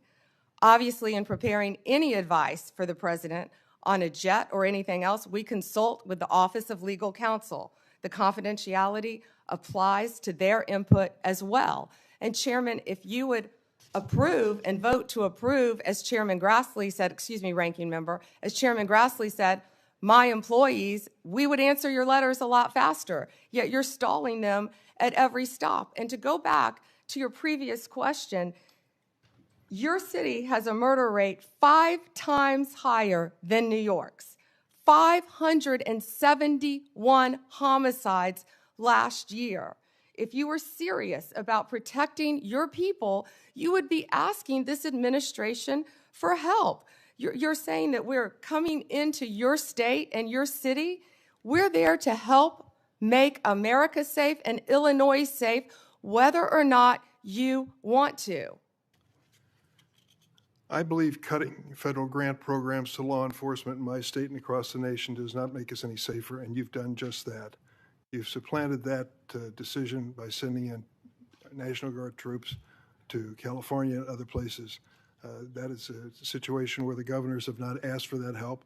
If you truly wanted to do this on a bipartisan basis, you wouldn't defy a governor, you would work with them. I'm prepared to do that. I'm prepared to work with this administration. But cutting these grants to law enforcement does not make us any stronger as a nation or give us the tools we need to reduce crime in Chicago. Now, I'd just like to ask you, when it came to this Qatar situation, did you consult with the ethics office in the Department of Justice before making your decision on this gift of a jet? Chairman, I didn't gift a jet to anyone. My Office of Legal Counsel provides confidential advice to the President, to the White House, period. And you're conflating two issues. Cutting grants, I was very clear about what grants we've cut and what grants we haven't, only 7%. And if you have a grant in Illinois that you think that I've cut that is not that is protecting law enforcement officers or your people, you personally call me and I will work with you to turn that grant back on. I think many of the Democrats here can tell you, I have worked with them to turn grants back on. There's an appeal process. Tell me a specific grant that I have turned off in Illinois that would help law enforcement, and I will work with you. But you have not done that. Did you And take a again, look? Did you there- take a the look? National Guard is on the way right now as we speak. Oh, by the way, so is Director Patel and Deputy Attorney General Todd Blanche. You're sitting here grilling me, and they're on their way to Chicago to keep your state safe. Madam Attorney General, it's my job to grill you. Investigation of your agency is part of my responsibility and this committee. You may not like the experience, but others have weathered the storm and answered questions in a respectful manner. Can you tell me the grants, Yes. ranking member, please? Take a look at the president's budget on HIDA grants. What happens to it in his proposed budget? I'd be glad to meet with you on the It's grants. cut by 1/3 from $300 million to 196. That's one example of a grant that works, and your administration has suggested cutting it, and the budget lies ahead. I want to ask you about items in a letter I sent you in July that you have not answered. In February, you made a public claim that the Epstein client list was, quote, sitting on my desk right now for review, end of quote. You then produced already public information and no client list at a major media event hosted at the White House. Attorney General Bondi, why did you publicly claim to have the Epstein client list waiting for your review and then produce nothing relevant to that claim? Senator Durbin, if you listen to my entire clip on that, I said I had not reviewed it yet, that it was sitting on my desk along with the JFK files, the Martin Luther King files, and I said I had not yet reviewed it. And if you see our memo on Epstein, you will see, excuse me, our memo on Epstein clearly points out that there was no client list, our July 6th memo. You also didn't let me respond to the HIDA question. The budget transfers $196 million for high-intensity drug trafficking areas to the Office of Justice Programs, OJP. The Justice Department will continue to administer those grants under OJP in 2026. Going back to the Epstein files, according to another whistleblower who made a protected disclosure to my office, you pushed the FBI to review approximately 100,000 Epstein-related records on an arbitrarily short deadline in March, and the FBI was directed to flag any documents that mentioned President Trump. Nothing came of that review until July when DOJ and FBI released an unsigned memo stating, quote, there's no incriminating client list. Why was the July 7th memo unsigned? The July 7th memo came from the FBI and the Department of Justice. Director Patel answered those questions very clear. And, you know, Senator Durbin, I find it very interesting that you refused repeated Republican requests to release the Epstein flight logs in 2023 and 2024. You fought that. Did you take money from Reid Hoffman, campaign donations, who was a huge Epstein friend? Why did you fight for years? Why did you fight to not disclose the flight logs, Senator Durbin? I can tell you I did not refuse. One of the senators here wished to produce those logs, and I asked her to put it in writing, and she never did. Yeah, I think Senator Blackburn would quarrel with you on that. But Well, that's I will up to the quarrel two with of you as to Reid, somebody that you mentioned I never heard of. Reid Hoffman. So who gave the order to flag records related to President Trump? To flag records for President Trump? To flag any records which included his name. I'm not going to discuss anything about that with you, Senator. Eventually, you're going to have to answer for your conduct in this. And you won't do it today, but eventually you will. I yield, Mr. Chairman. I got to Mr. interject Chairman? something here. Mr. before I Chairman. get to Pam. Mr. Chairman, since Senator Durbin referred to me, I would really appreciate the opportunity to correct the record. Proceed. Because Senator Durbin knows I repeatedly asked for those flight logs. I brought up the subpoena. You even shut down the committee because you didn't want that, and you know I submitted that in writing, and you continue to misrepresent that, and I am not going to let that record stand. Okay, Mr. Chairman, go ahead, Senator Durbin. I just want to make it clear that the reason the committee business ended was that your side invoked the 2-hour rule. Point number 2 is I asked you if you wanted any documents like flight logs to put it in writing. You never did. Yes, sir, I did, and your staff knows that I did. No, We'll submit, once again, Send me a copy the of that, please. information to you. We've done that several times, but we'll be happy to, once again, send it to you. I think your staff doesn't show that to you. Well, as I started to say about the emolument clause, and Democrats bringing that up in regard to Qatar, back in March of 2016, they didn't care anything about my bringing up the emolument clause in regard. I wrote to the Obama Justice Department. That letter was based on Secretary Clinton's 2009 to 2013 financial disclosures when she was Secretary of State. Those disclosures showed that her husband participated in at least 62 events with foreign states. Some of those were speaking events with connections to foreign governments, and some speaking events were financially supported by foreign governments. Two examples, Bill Clinton received hundreds of thousands of dollars for appearance sponsored by Middle Eastern governments. Bill Clinton also received $200,000 for a speech connected to the Chinese government, and I don't recall getting any help from my Democrat colleagues on that investigation. Senator Graham. Good morning. Good morning. Thank you. So I want to make sure I got this clear. If a Democrat or a Republican senator has a problem with a grant that's been canceled or reduced, you would be glad to talk to them. Yes, Senator, and I have been doing that as well.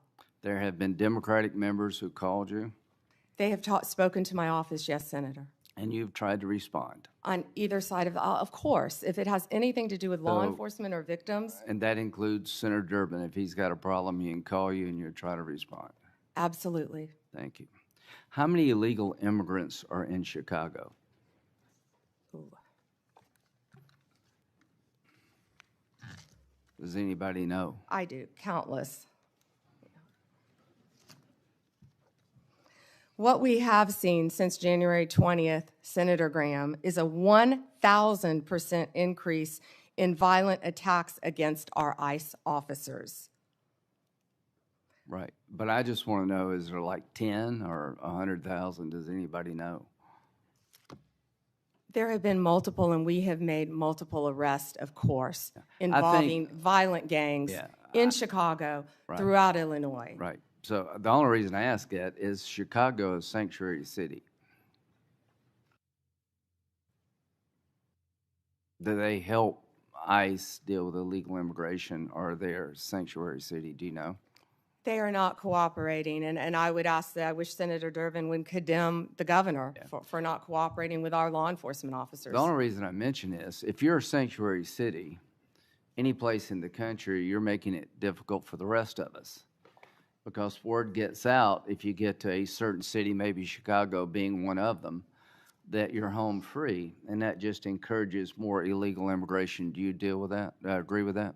I do, Senator Graham, and can I add something to that? Sure. Please. One of our biggest wins was against the Sinaloa cartel, and that came in Chicago. The state of Illinois has a Trust Act, which prevents local law enforcement from cooperating with our federal immigration authorities. And that's what I was trying to talk to Senator Durbin about. On September 15th, our partners at ICE arrested an illegal alien from Mexico for beating a 21-year-old man to death. He had been imprisoned in Illinois prior to the murder and was released under Illinois' Trust Act. We filed multiple lawsuits in Illinois for sanctuary policies, specifically in-state tuition for illegal aliens and obstructing employers from verifying citizenship. You can't make this up. On September 5th, a federal grand jury in Chicago indicted a major Sinaloa cartel boss, narco-terrorism, guns, and drug charges.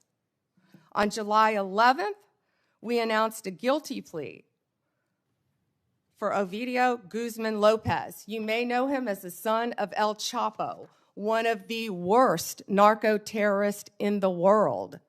In the world, In Senators. Chicago. In Chicago. In Chicago. He entered a guilty plea to drug conspiracy and 2 counts of knowingly engaging in a continuing criminal enterprise in the state of Illinois. I could continue with fentanyl. I could continue with child predators in Illinois. Well, thank you. I think I've seen numbers over 100,000.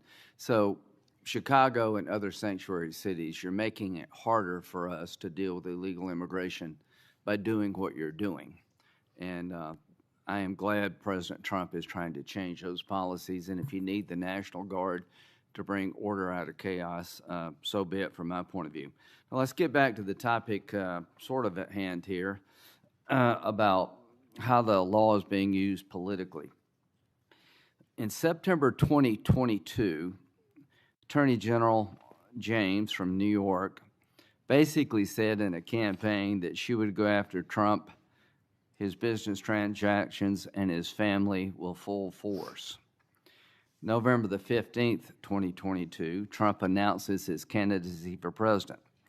November 2022, 3 days after Trump announced his re-election campaign, Jack Smith was appointed by Garland to be special counsel to look at classified information, document mishandling, and trying to undermine the 2020 election. In March, President Trump was indicted in Manhattan of 2023, just after announcing 34 felony counts. And what they did is they took misdemeanors and turned them into felonies by using a legal theory that no one in the history of Manhattan had ever been charged with. June 2023, a federal grand jury in the District Court for the Southern District of Florida indicted President Trump on 37 charges regarding classified information.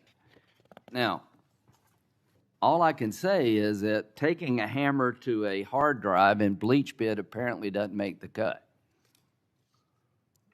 Having documents in the garage of President Biden doesn't make the cut.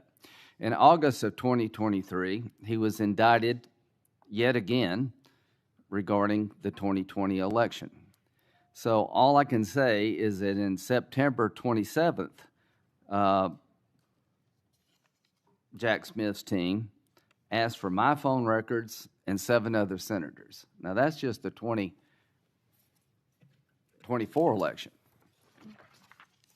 Comey, are you aware of the fact that in August, Comey, then director FBI,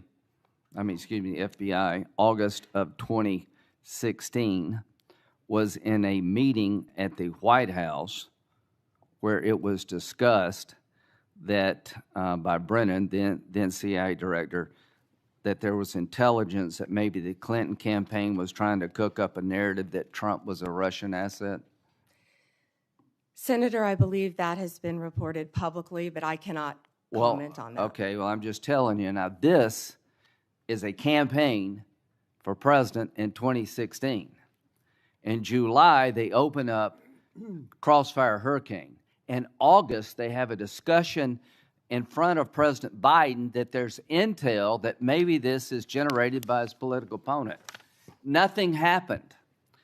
In September, are you aware of the fact that the intelligence community sent a memo to the FBI director detailing intelligence that suggests it's Clinton's campaign is behind the idea that Trump is colluding or cooperating with the Russians?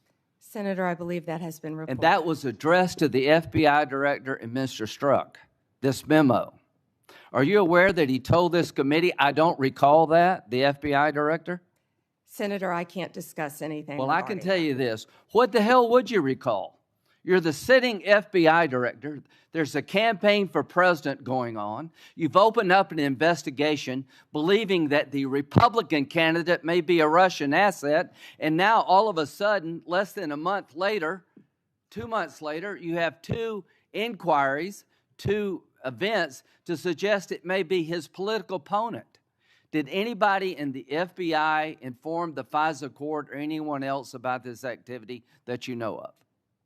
I can't discuss that matter, as you know, Senator Graham. Should they have? Is there a requirement by law enforcement to tell the court if their warrant is being sought or a defendant that there's exculpatory information out there about you? In general, of course, Senator. So, to the country, The FBI director gets a memo from the intel community. This may be all a political plot by his opponent. They didn't do a damn thing. Are you familiar with the Steele dossier? Yes, Senator. That was a dossier prepared and paid for by the Clinton campaign. Are you aware that it was that document was used to get a warrant on 5 different occasions against Carter Page, an American citizen? Yes, Senator, and that has been Are you reported. aware of the fact in February 2017, after Trump is president, the person who gave Christopher Steele the information, the Russian guy, told the FBI, the information I provided you was all bar talk, hearsay, and not reliable. Are you aware of that? Yes, Senator. Was there ever an effort by the FBI to tell the FISA court about evidence that the man who helped prepare the document retracted his statement? I can't discuss that, Senator. Should there have been? Can't discuss that. You wonder why we're looking at Comey? Give me a break. Why are we looking at Comey? Because he ran an FBI and personally knew about exculpatory information and let it slide. How in the hell can 2 FBI agents interview a man who says the document you're using against a sitting president to suggest he may be a Russian agent or Carter Page that is now no longer reliable? How does that not get to the court? Can you tell me how that doesn't get to the court? You can't, can you? I can't, Senator, and I Can can't you tell me discuss it. why my phone records, when I'm the chairman of the Judiciary Committee, were sought by the Jack Smith agents? Why did they ask to know who I called and what I was doing from January 4th to the 7th? Can you tell me that? No, Senator, and there were 8 senators in total. Do you think that was an abuse of power?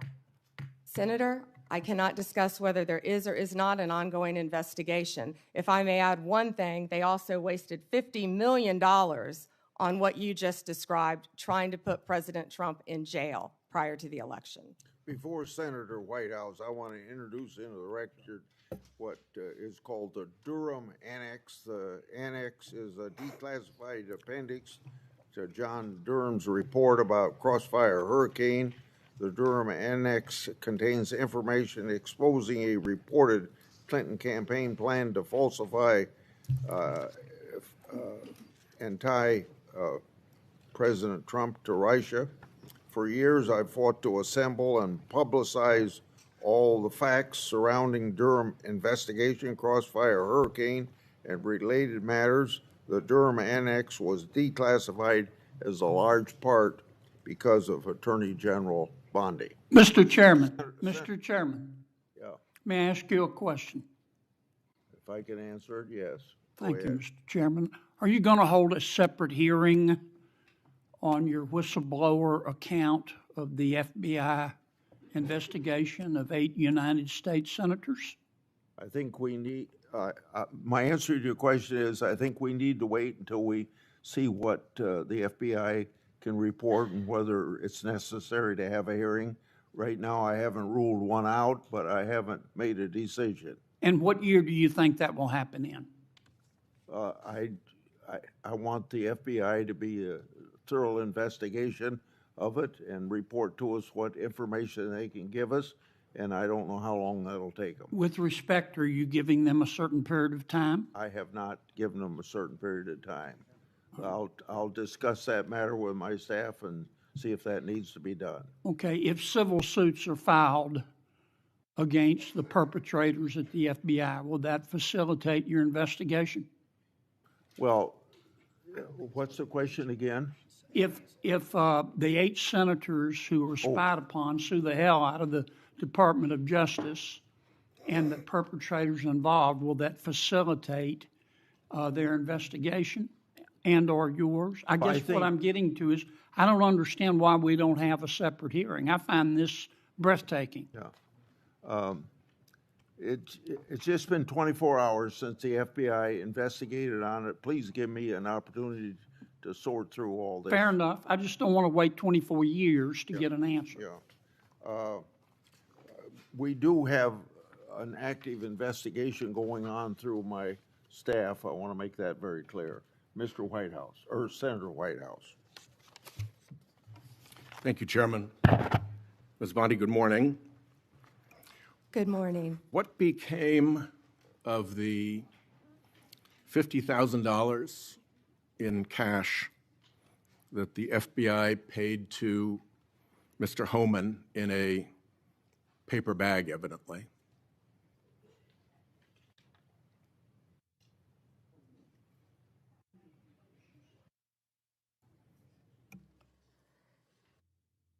Senator, as Deputy Attorney General Todd Blanche recently stated, the investigation of Mr. Homan was subjected to a full review by the FBI, agents, and DOJ prosecutors. They found no credible evidence of any wrongdoing. And that was not my question. My question was, what became of the $50,000 in cash that the FBI delivered, evidently in a paper bag, to Mr. Homan? Senator, I'd look at your facts. Are you saying that they did not deliver $50,000 in cash to Mr. Homan? Senator, as recently stated, the investigation of Mr. Homan was subjected to a full review different question. by the FBI agents, That's a by different Department question. of Justice prosecutors. They found no evidence of wrongdoing. That's a different question.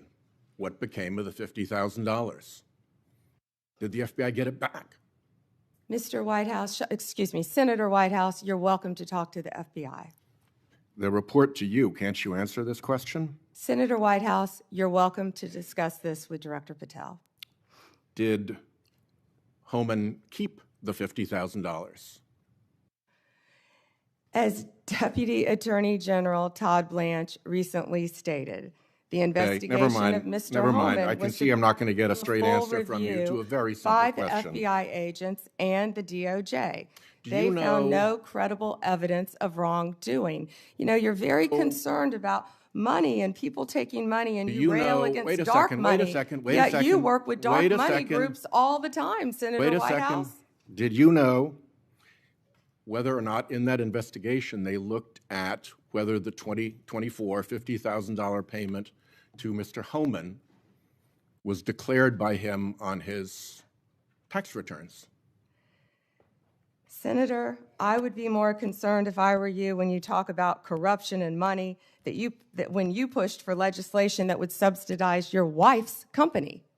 The questions here are actually pretty specific. So having you respond with completely irrelevant far-right internet talking points really is not very helpful here. I'd like, Mr. Chairman, you generally like to have us be able to get answers to know, and we'll follow up with the QFR. And to the extent Patel wants to answer, that would be great as well. What happened to the $50,000? Did Homan keep it? Did the FBI get it back? If he kept it, did he put it on his tax returns? Pretty simple questions. Homan was the same guy who said there was a deal with Eric Adams. He said, if Adams doesn't come through, I'll be back. I'll be in his office, up his butt, saying, where the hell is the agreement we came to? Which brings us to the OPR investigation of prosecutorial misconduct by Emil Bovee, because he was also involved in that transaction. Yeah. What became of the OPR investigation of prosecutorial misconduct by Emil Bovee? Yeah, Senator Whitehouse, to correct you for one moment, that would be the Honorable Judge Emil J. Bovee III to you. Not at the time of this. He was an employee of the Department of Justice. And what became of the OPR investigation? It's all pending litigation, misconduct? Senator. I can't discuss pending litigation nor personnel matters. OPR customarily publicly says when there's an investigation, and at the end of it, they provide a summary. Why can't you say whether there's an OPR investigation and whether, if it's concluded, there's a summary? Senator, I'm not going to discuss personnel matters. Even public ones? Senator, I'm not going to discuss personnel matters. So, Kash Patel told this committee that his grand jury testimony after immunization, after initially pleading the Fifth, was, and I quote, sealed by the Department of Justice. How and when and why was his testimony sealed, and by whom? Senator, I'm not going to discuss any testimony, especially testimony that could be sealed with you. No, the question is, was it or was it not sealed? Senator, I'm not going to discuss that with you. Well, he also said that he worked with the Department of Justice to have his transcript released publicly. How and when was his transcript released? Presumably, if he released it publicly, that's something you can discuss because it's public. Well, Senator, I believe you discussed that with Director Patel. And I'm asking you because he said the Department of Justice made this decision and you run the Department of Justice. I would refer that to Director Patel. Even though you run the Department of Justice and he testified that the Department of Justice released his transcript publicly. If it is released publicly, we will get you a copy, Senator, gladly. If, being a rather important word there, when your FBI director testified that that was a fact. Treasury compiles suspicious activity reports, referred to often as SARs, that DOJ receives automatically.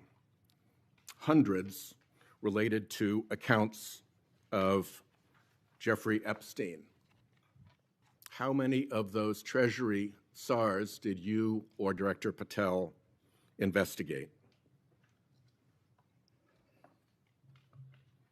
Senator, I'm not sure if you're concerned because you took money, I believe, did you, from Reid Hoffman, one of Epstein's closest confidants, not only once but twice in 2018 and 2024, if that's correct. But, Senator, did you ask Merrick Garland any of this over the last 4 years when he sat before you? This investigation has been going on. This investigation was closed. Did you ask Alex Acosta that? And Patel came to office, you said you would look into this. There were hundreds of suspicious activity reports. Some people would deduce from the fact that they are called suspicious activity reports that there might be suspicious activity. And yet you seem to have looked at 0 of those suspicious activity reports involving Jeffrey Epstein accounts. Let me ask you something else. There's been public reporting that Jeffrey Epstein showed people photos of President Trump with half-naked young women. Do you know if the FBI found those photographs in their search of Jeffrey Epstein's safe or premises or otherwise? Have you seen any such thing? You know, Senator Whitehouse, you sit here and make salacious remarks, once again trying to slander President Trump left and right, when you're the one who was taking money from one of Epstein's closest confidants, I believe, I could be wrong, correct me, Reid Hoffman, who was with Jeffrey Epstein on multiple occasions. And the senator sitting right next to you tried to block the flight logs from being released. Yet you're grilling me on President Trump and some photograph with Epstein? Come on. The question is, did the FBI find those photographs that have been discussed publicly by a witness who claimed Jeffrey Epstein showed them to him? You don't know anything about that? Okay. Here's what well, no, we cut to something else. The Marshal Service is supposed to protect our federal judges. I have asked repeatedly for the Marshal Service to let me know if they are investigating or being inhibited from investigating whether or not there is orchestration of threats against federal judges, whether under either conspiracy laws or racketeering enterprise laws or aiding and abetting laws, whatever. But as you know, there's the person who says the threat, and then there may very well be somebody orchestrating the threat behind them. Is the Marshal Service allowed to investigate orchestration of threats, and do you know if they've taken one step to do so? May I answer the question, Chairman Grassley? The time has expired. I think it's the convention of the committee that if I've started my question in my time, you may answer the I question. was asking the chairman. Okay, before I go to Cornyn. She wants to answer the question, Chairman. Oh, please go ahead. I thought you said you didn't want to answer it. Yes, I'm sir. sorry. Thank you. Senator Whitehouse, I would be happy to sit down with you regarding any threat to any federal judge in this country. We take threats very seriously. I will set a meeting with you, with Director Serralta of the U.S. Marshals, and I will be there. And we will talk about any threats on federal judges, Including who orchestration. threatened them or who orchestrated them. Bingo, thank you. Okay, before Cornyn speaks, I get kind of amused about my Democratic colleagues bringing up Treasury suspicious activity reports regarding Epstein. When Senator Johnson and I issued our Biden family reports in 2020, we used information from these very same type of documents. And you know what? We were criticized by our Democratic colleagues for doing so, and for years they ignored the evidence of the Biden family criminality. I don't think my colleagues can have it both ways. Senator Cornyn. General Bondi, 6 out of 10 Americans say they live from paycheck to paycheck. And I'm sure that includes a lot of federal employees, Border Patrol, FBI agents, people who support them, frontline prosecutors. Do you find it somewhat inconsistent that our Democratic colleagues claim to support law enforcement and the rule of law, but yet they vote to deny those same individuals the pay which they've earned? Yes, Senators, our law enforcement agencies, DEA, ATF, FBI, U.S. Marshals, and all the other federal agencies, Homeland Security, Treasury, all the agencies, all of my federal prosecutors, all of our employees are working tirelessly, national security, around the clock to keep this country safe and to keep this world safe. Yet, the Democrats voted to shut the government down, and they are out there working without a paycheck, with families at home, risking their lives every single day. Thank you for pointing that out, and thank you for caring, Senator Cornyn. So let's get back to some basics. The Constitution of the United States is the supreme law of the land, is it not? Yes, sir. Applies to all Americans, the entire country. Federal law, likewise, applies to the entire nation, does it not? Yes, Senator. And so when federal law enforcement agents go to cities like Chicago to enforce federal law, they are acting within their authority, are they not? Yes, Senator Cornyn. So on what legal basis would a governor or a mayor say, we're going to deny or prevent a federal law enforcement agent from enforcing federal law? What would be the legal basis for them to do that? You know, Senator, there's not one. And as I stated, there were 571 homicides in Chicago last year. And that's why right now Director Patel and Deputy Attorney General Todd Blanche are on their way to Chicago. I've been to Memphis. They're in Chicago right now to protect the people of Illinois. And what Senator Graham, the point he was trying to make earlier, was that when you don't cooperate with law enforcement, if I was a TDA member, if I was a Sinaloa cartel narco-terrorist, you know where I'd go? Chicago, because they're not enforcing the law. And they're running their operations, as I stated earlier, 2 of the biggest terrorists, narco-terrorists, we arrested right in Chicago because it was a safe haven for them. And they're operating these networks around our entire country. So we are going to keep our entire country safe. We're going to protect all Americans.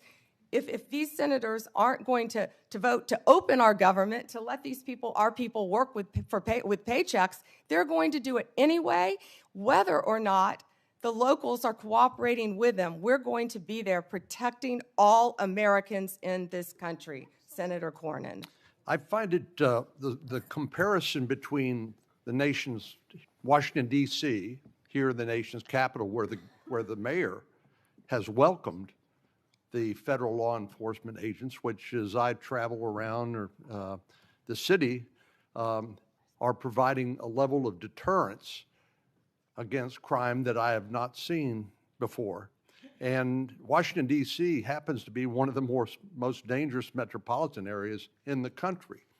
So seeing what the response has been by local officials here in Washington, D.C., seeing how the public here who visits here as tourists from Texas and elsewhere, how they're welcoming this federal law enforcement presence, it strikes me as a stark contrast between what we've seen in places like Chicago. And I just don't understand how elected officials who are sworn to uphold the law and the Constitution of the United States could take the position that, no, we don't want a safer community in our major cities that have a high level of crime like Chicago. Doesn't it strike you as bizarre? Senator Cornyn, I don't understand it either, because we've been working hand in hand right here in D.C. with Mayor Bowser. She has been an incredible partner at making D.C. safe again. We've been working with her. We've been working with the police chief. We've been working with their staff, and the numbers speak for themselves. 3,156 arrests, 294 illegal guns seized. I think the number's probably higher today. Carjackings down 87%, violent crime down 45%. Right here in the nation's capital. I've been out there countless times before they go out on the streets, and I'm watching the DC Metro Police. I'm watching them with the Transit Authority Police, who of course keep our metros safe. I'm watching them with our DEA, FBI, ATF, U.S. Marshals, Treasury agents, and HHS has even provided doctors out there to help the team. And what they are, they're a team, and they are working hand in hand. If you couldn't see their shirts on their insignia, you wouldn't know what agency they were with. I've truly never seen a partnership like that in my career, and it's working together, and that's what Illinois is refusing to do. And I wish these senators, I wish Senator Durbin would condemn the governor of Illinois and have him work with us, like we're doing now in Memphis. We have the governor of Memphis. We have our two great U.S. senators in Memphis. We have the mayor of Memphis, the same, the chief, working hand in hand there. Last week, maybe the week before last, I lose track of the days, we had the head of the Metropolitan Police Union for the District of Columbia here, and I asked him about violent crime in our communities. And I asked him whether there was a straight line from the open border policies of the Biden administration, which helped facilitate the cartels from exporting their poison to the United States, only to then find it distributed by criminal gangs who then engage in violence in our communities like Chicago to protect their territory and the profits that go along with that illegal drug trafficking. But I want to ask you about another aspect of the open border policies, and that has to do with one of the least reported tragedies and scandals associated with the Biden open border policies, and that has to do with the 500,000 children, sometimes called unaccompanied children, UACs, 500,000 children that the Biden administration allowed to be placed with sponsors in this country that were largely unvetted and subjecting them to who knows what, and then abandoning them by taking the position that it's not the federal government's responsibility, it's local child protective agencies that have to follow up on these kids. So they couldn't tell you whether they were being trafficked, recruited into gangs, whether they were going to school, whether they were getting the health care that they need. They couldn't tell you because they didn't care. So I know that President Trump's administration, the Department of Justice in particular, has located 22,000 of these 500,000 children. Could you talk to us a little bit about your efforts to rescue these children that had been abandoned by the Biden administration? Yes, and Senator, thank you for asking that question. President Trump cares deeply about our children of this country and children from around the world. This is horrific what has been happening in our country. Law enforcement has arrested approximately 458 sponsors. Now, what these sponsors are, they lie to ORR, many of them, to have an unaccompanied alien child. Some of them later exploit and abuse these children. They're not parents, they're not guardians. They're coming into this country, they were coming into this country without any ramification across the Mexican border until Donald Trump became president again, and that's when it stopped. We are doing everything in our power to find and arrest these people who are exploiting these children and find these children throughout our country. One of those cases, we charged a Guatemalan national unlawfully residing in Cleveland with lying to government because he became the sponsor of a young girl, and of course we found he was later sexually abusing her. That's one of many cases, Senator Cornyn, that I can talk about. And Donald Trump will not rest until all of these sponsors are found and these children are found and protected. Thank you.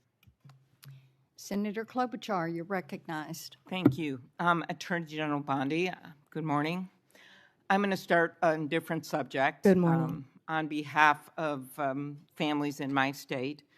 And I wanted to thank the FBI and the local justice officials in Minnesota, the U.S. Attorney's Office, for the work that they did catching the murder, in the horrific murder of my friend, Speaker Melissa Hortman, and her husband, and the shooting of Senator John Hoffman.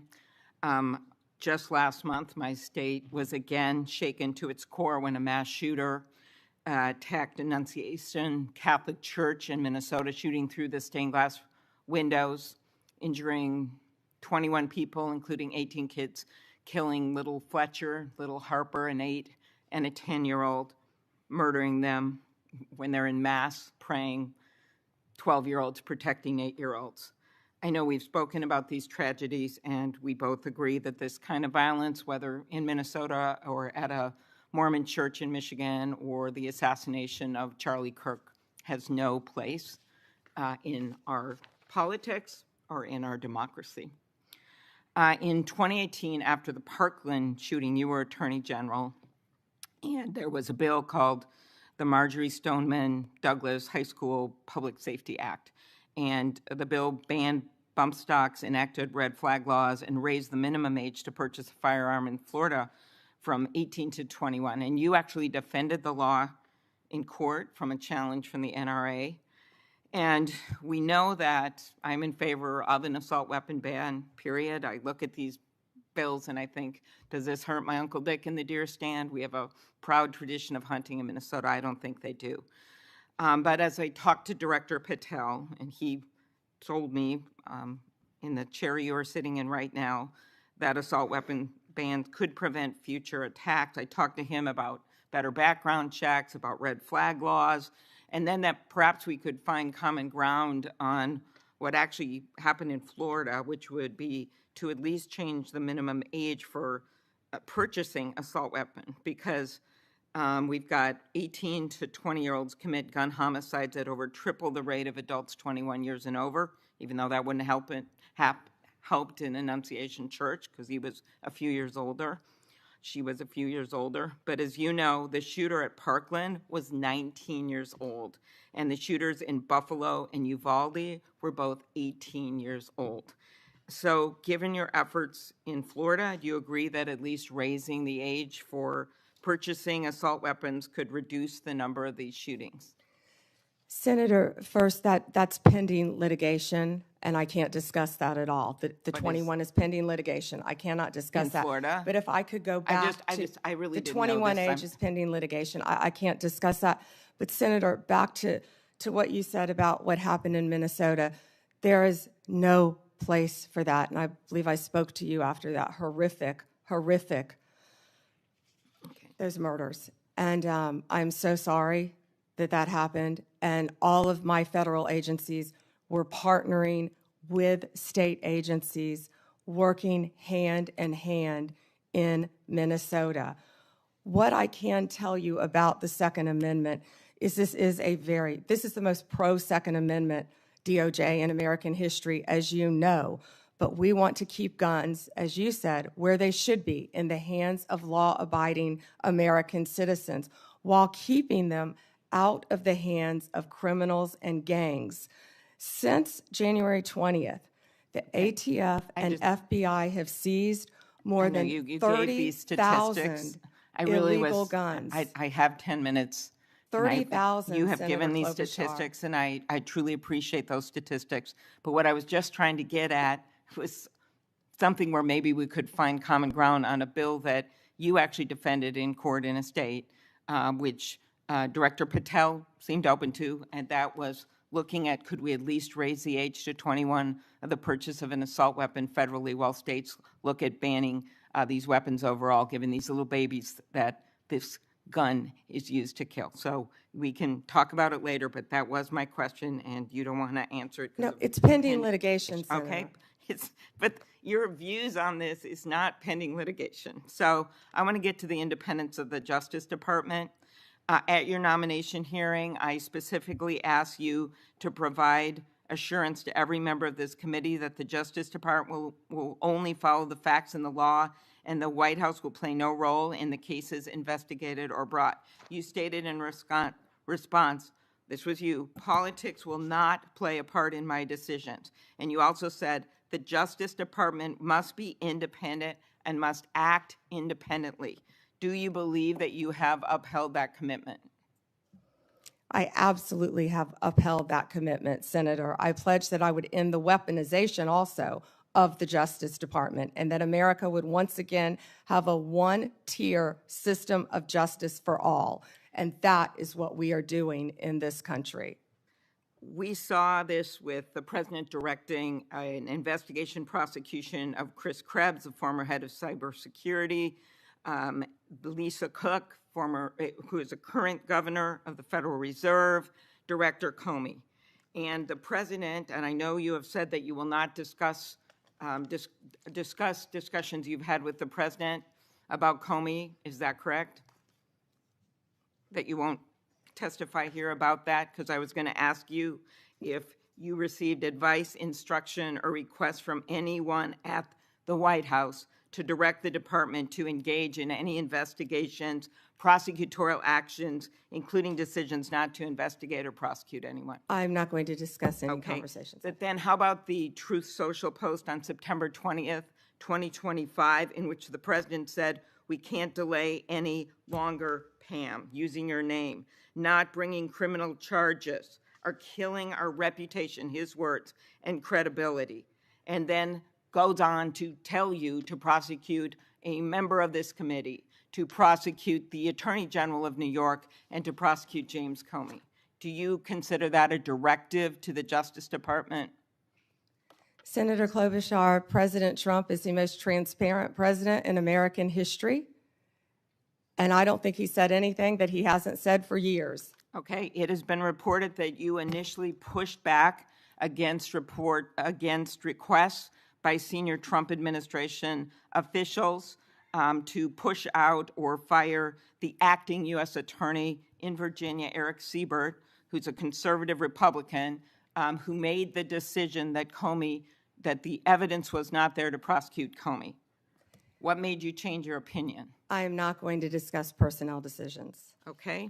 Is it true that the career prosecutors in the Eastern District of Virginia found that there was insufficient evidence to bring criminal charges against former Director Comey? I am not going to discuss pending cases because Comey was indicted in the Eastern District of Virginia by, I may point out, one of the most liberal grand juries in the country. Okay, let's go on to other firings or terminations. Last week, the Justice Department fired at least 2 senior attorneys in the Eastern District of Virginia, including the office's national security chief, Michael Benary. It is reported that his firing came following criticism from a right-wing social media commentator who wrote, "One can only assume he was part of the internal resistance in the Comey indictment." In fact, he did not work on the Comey case. Instead, he was working on pursuing justice for service members killed in Afghanistan.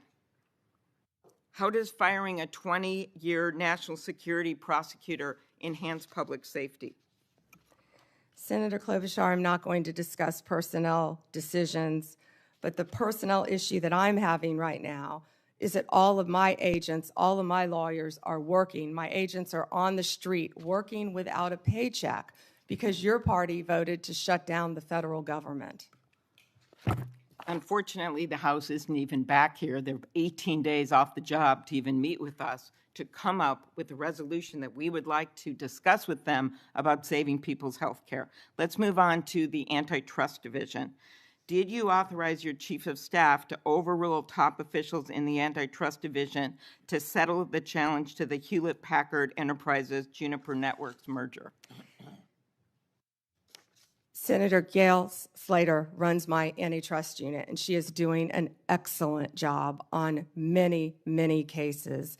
As you know, that is a pending case. Okay. In any merger, just to clarify, in any merger, Senator, there is a deal struck with our office and with the corporations involved, but then that also goes to a court to certify in any merger. In any merger, it's a multi-step process. Okay, I and will that ask some process further is still pending, questions Senator about Klobuchar. antitrust. I just had one other thing. DOJ can now take the extraordinary step of Time's subpoenaing expired. journalists. Has the Justice Department issued any subpoenas to journalists under the updated guidance? Time is expired. Okay, I'll ask you those may on the record. respond, Ms. Bondi. You can respond, she said. Oh.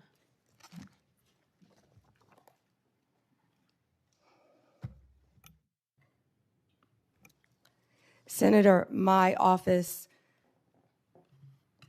in April restored the Justice Department's longstanding norm on this issue.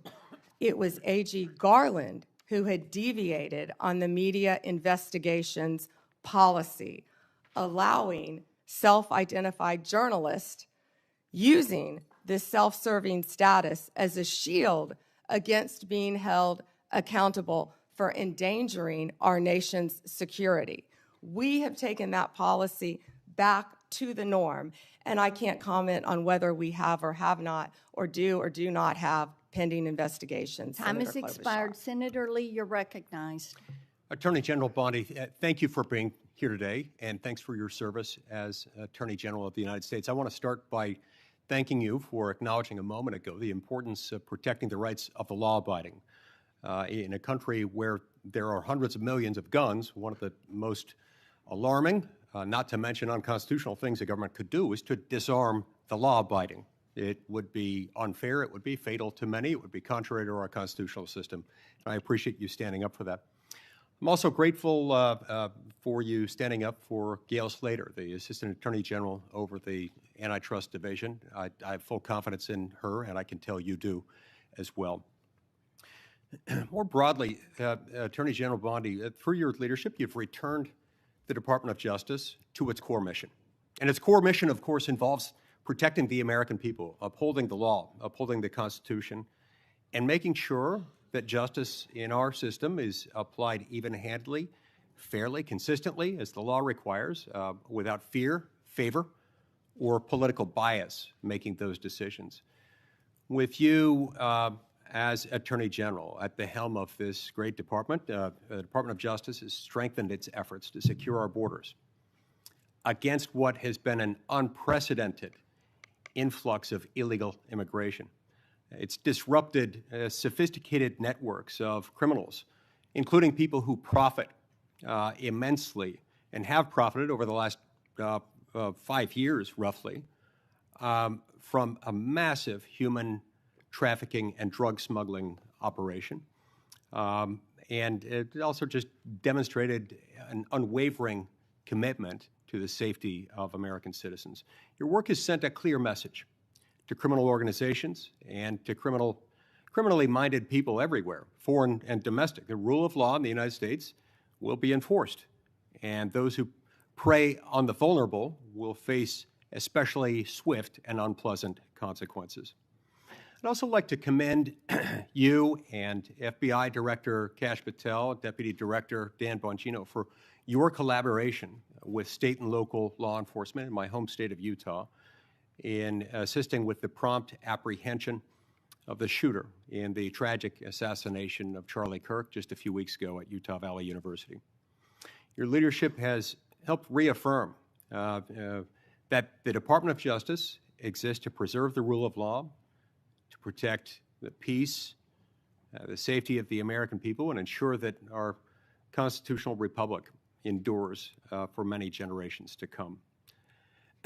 Now, due to the open border policies that we had in the previous administration, a number of individuals, a number that is unknown and unknowable, but that is estimated to be in the many millions, somewhat estimated at the low end, be in the 10 million range. Others say more like 15. Others say it's more than that.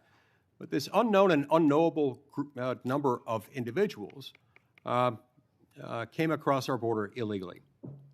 And an unknown number or percentage of those people are individuals who pose significant security risks, including some who are suspected terrorists.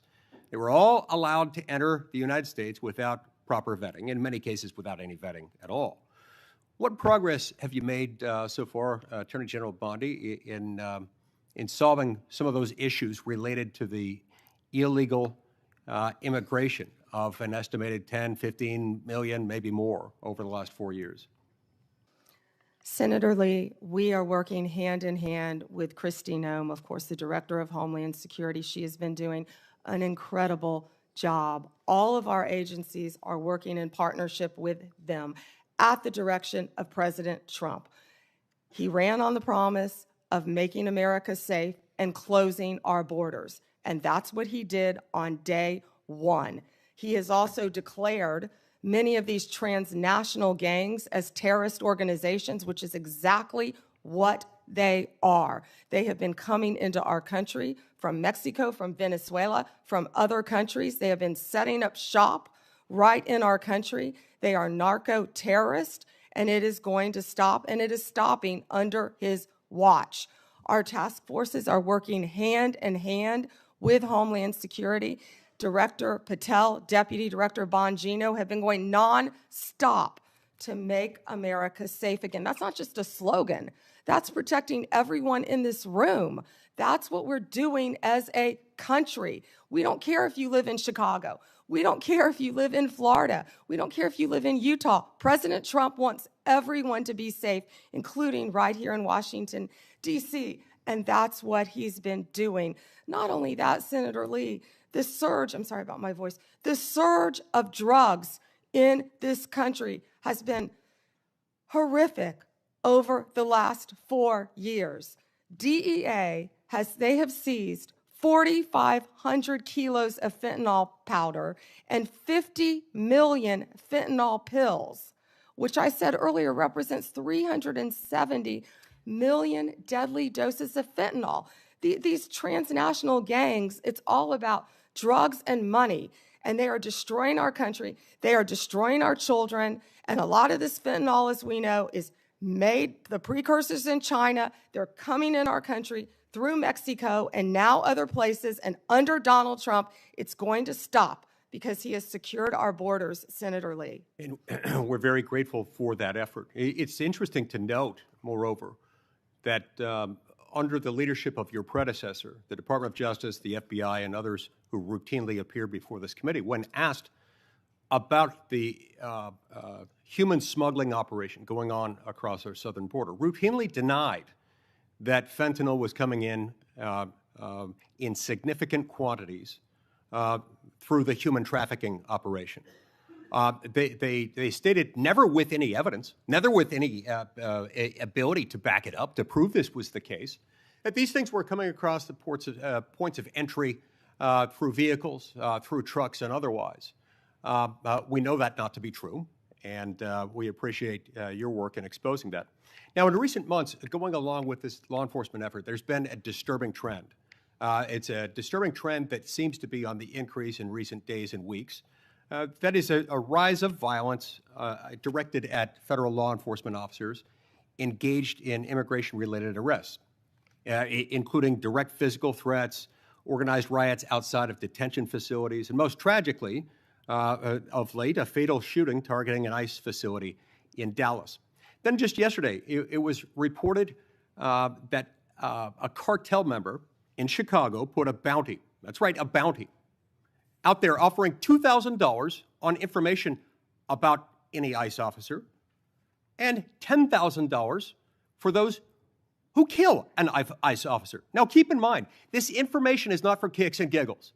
It is not for a game of Trivial Pursuit. That information, for which the cartel member would pay $2,000, is there so that others can kill an ICE officer and get $10,000. That's what that is. Can you discuss what protections are essential to ensuring the safety of ICE officers and their families, and why requirements to display personal information and prohibiting them from ever wearing any kind of covering would represent a totally unacceptable, indefensible risk to their public safety? Senator Lee, our federal agents have been doxxed, and many of you know what that means. It has happened to you on both sides of the aisle. Our federal agents' lives have been threatened.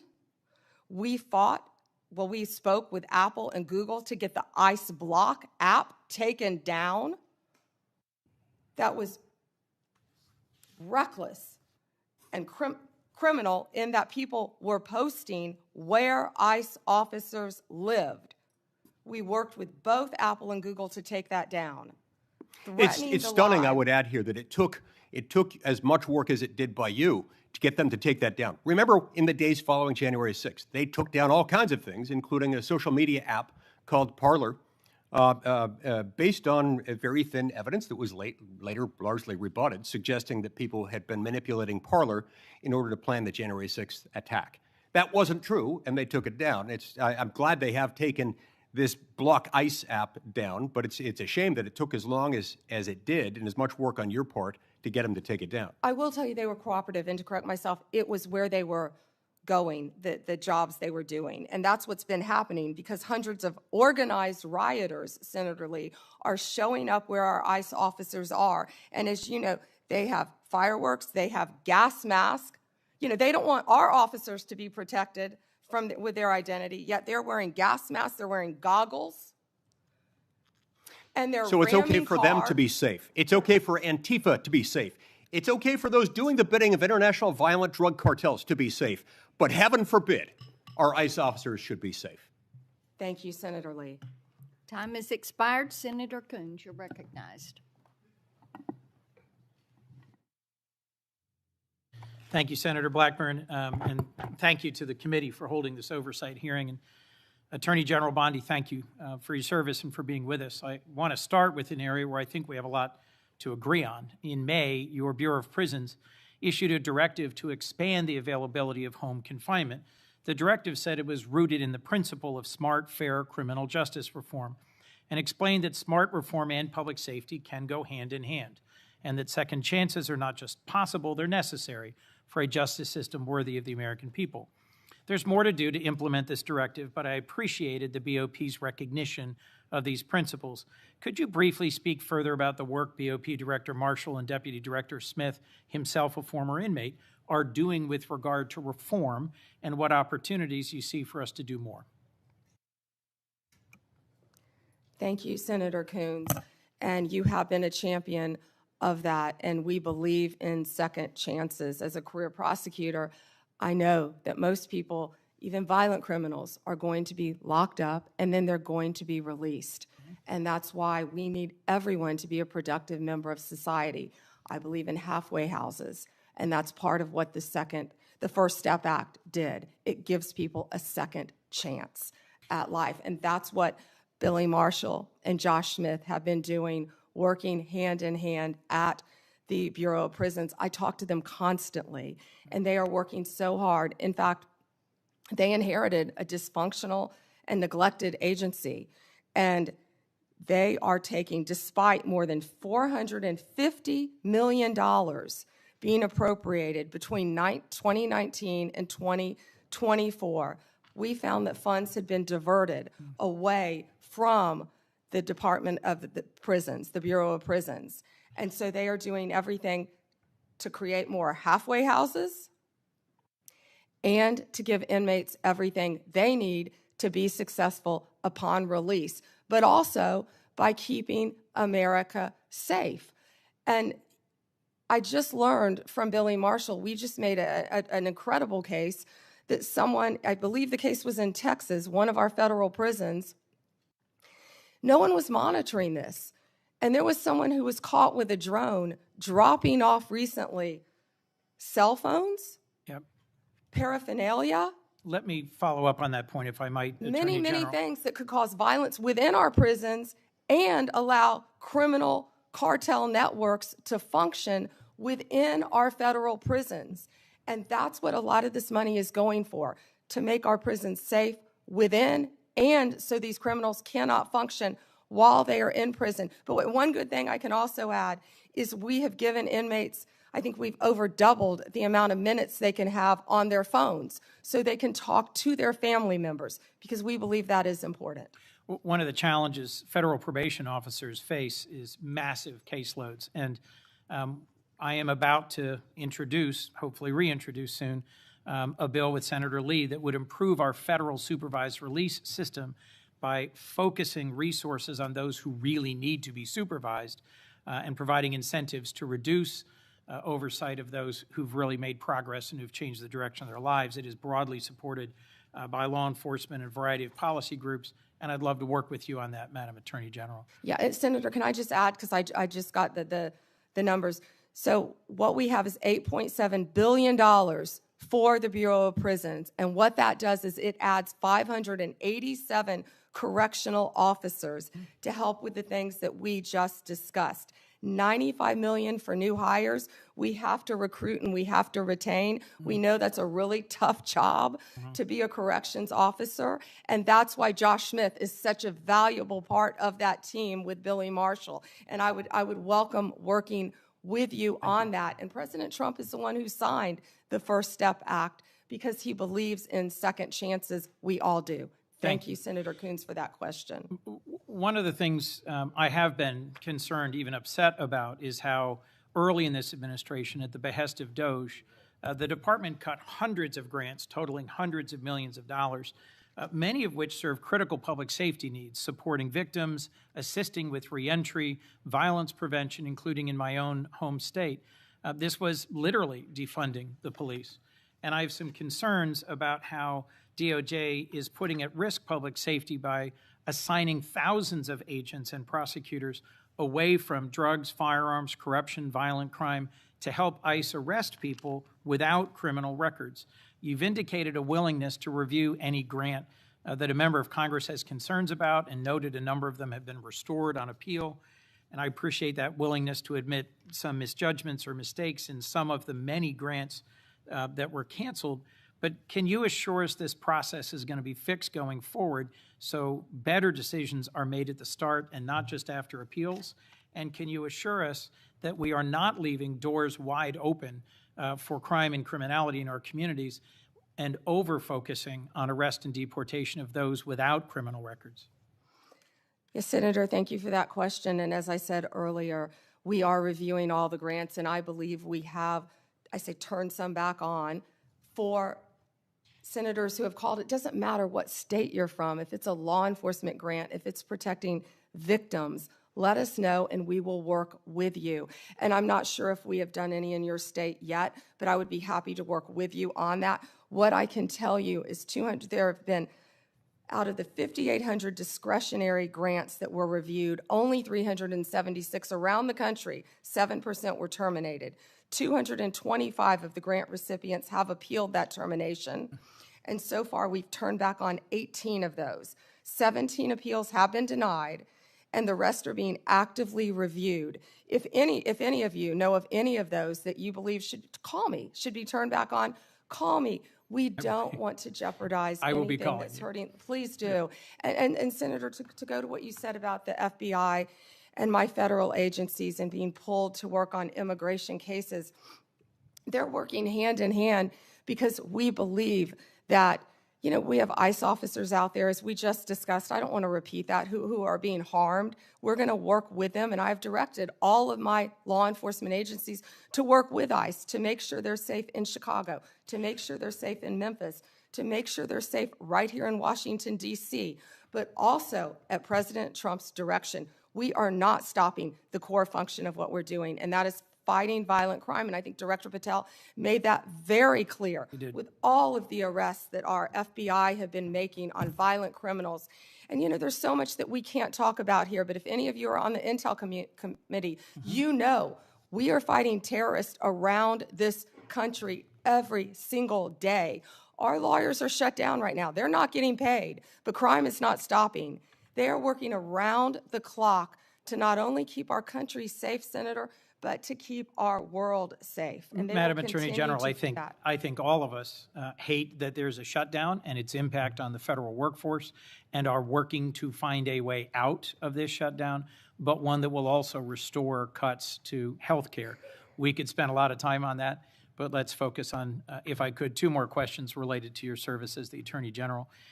The government's asserting the authority to summarily kill people. It says our cartel members through military strikes against boats on the open ocean in the Caribbean. Congress has never authorized such a use of military force, and it's unclear to me how the administration has concluded that these strikes are legal. I'm concerned with what the limiting principle is, whether the government could summarily kill people. It just declares our cartel members as well as unlawful combatants inside the United States, or if they were American citizens.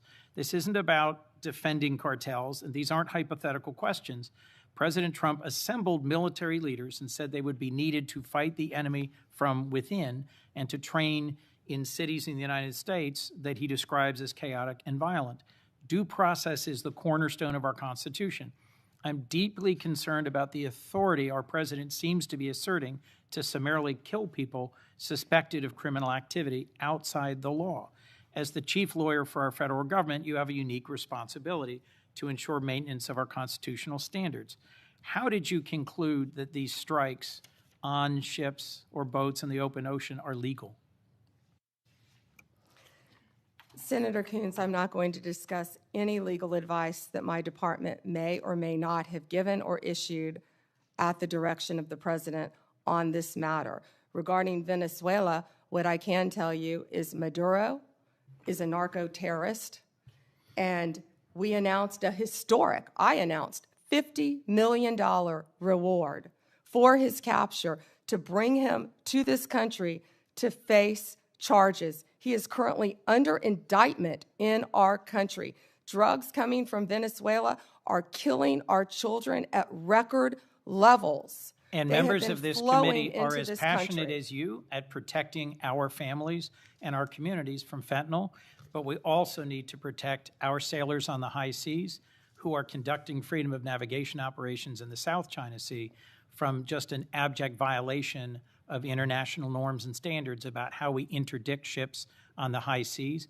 We can push back on fentanyl and drug trafficking. Many of my colleagues have done so as former U.S. attorneys or prosecutors or attorneys general, but we have to do it in a way that is in keeping with the core values of our Constitution. My colleagues have pressed you on a number of recent actions, particularly in the Eastern District of Virginia. My colleague, Senator Klobuchar, did. And I just wanted to add my voice to those who have expressed real alarm at how in your confirmation hearing you said you would be leading a department that would look forward, yet public statements by President Trump urging you to go after and to indict and to prosecute specific named people seem to have led to dramatic and sudden action by the department. I am gravely concerned about what is no longer a hypothetical question, which you refused to answer in your confirmation hearing, but is a real question about when or if the president demands you prosecute individuals because he views them as opponents or enemies, what you will do and what your limiting standard is, because the recent episode around the indictment of James Comey left me very concerned about the direction of the department. We're a minute and a half over, Senator Chairman. May I answer? Yes. Senator Coons, as you have stated in the past, no one is above the law. And James Comey is a pending case right now. It's a pending indictment. He was indicted by one of the most liberal grand juries in the country, by our U.S. Attorney Lindsay Halligan, right here in Virginia. And it's a pending case, so I'm not going to discuss the facts of a pending case. But you can understand the alarm about the circumstances of the indictment immediately following President Trump demanding that you take action to indict and prosecute that specific individual. Thank you, Mr. Chairman. Before Hawley, I'd, without objection, introduce two documents into the record. First one is the expanded scope of Arctic frost. The second document is a list of Republican groups and people that Arctic frost targeted, including Charlie Kirk's group, Turning Point USA. These documents show the political weaponization of the Biden administration against Republicans. Senator Hawley. Thank you very much, Mr. Chairman. Attorney General Bondi, good to see you. Welcome. I've been listening closely in this hearing, and I've heard over and over from my Democrat colleagues concerns about targeting political enemies, and they've accused you of all manner of things and the current president. I've also heard them said, and I just wrote it down because I wanted to be sure I heard it correctly. I've heard them say that Joe Biden never targeted his political enemies. Joe Biden never directed his attorney general to target his political opponents. That's interesting, because I could have sworn that yesterday we learned that the FBI tapped my phone. Let's look at it. We've got a list. Tapped my phone, tapped Lindsey Graham's phone, tapped Marsha Blackburn's phone, tapped 5 other phones of United States senators. Gee, it sure looks like targeting political opponents to me, and yet I haven't heard a word from that side of the dais about any concern whatsoever. We've got nothing but concerns today, but no concern at all for a Justice Department that is tapping the phones of sitting United States senators because who knows why. They don't like them. They're members of the opposition party. They're Republicans. They're conservatives.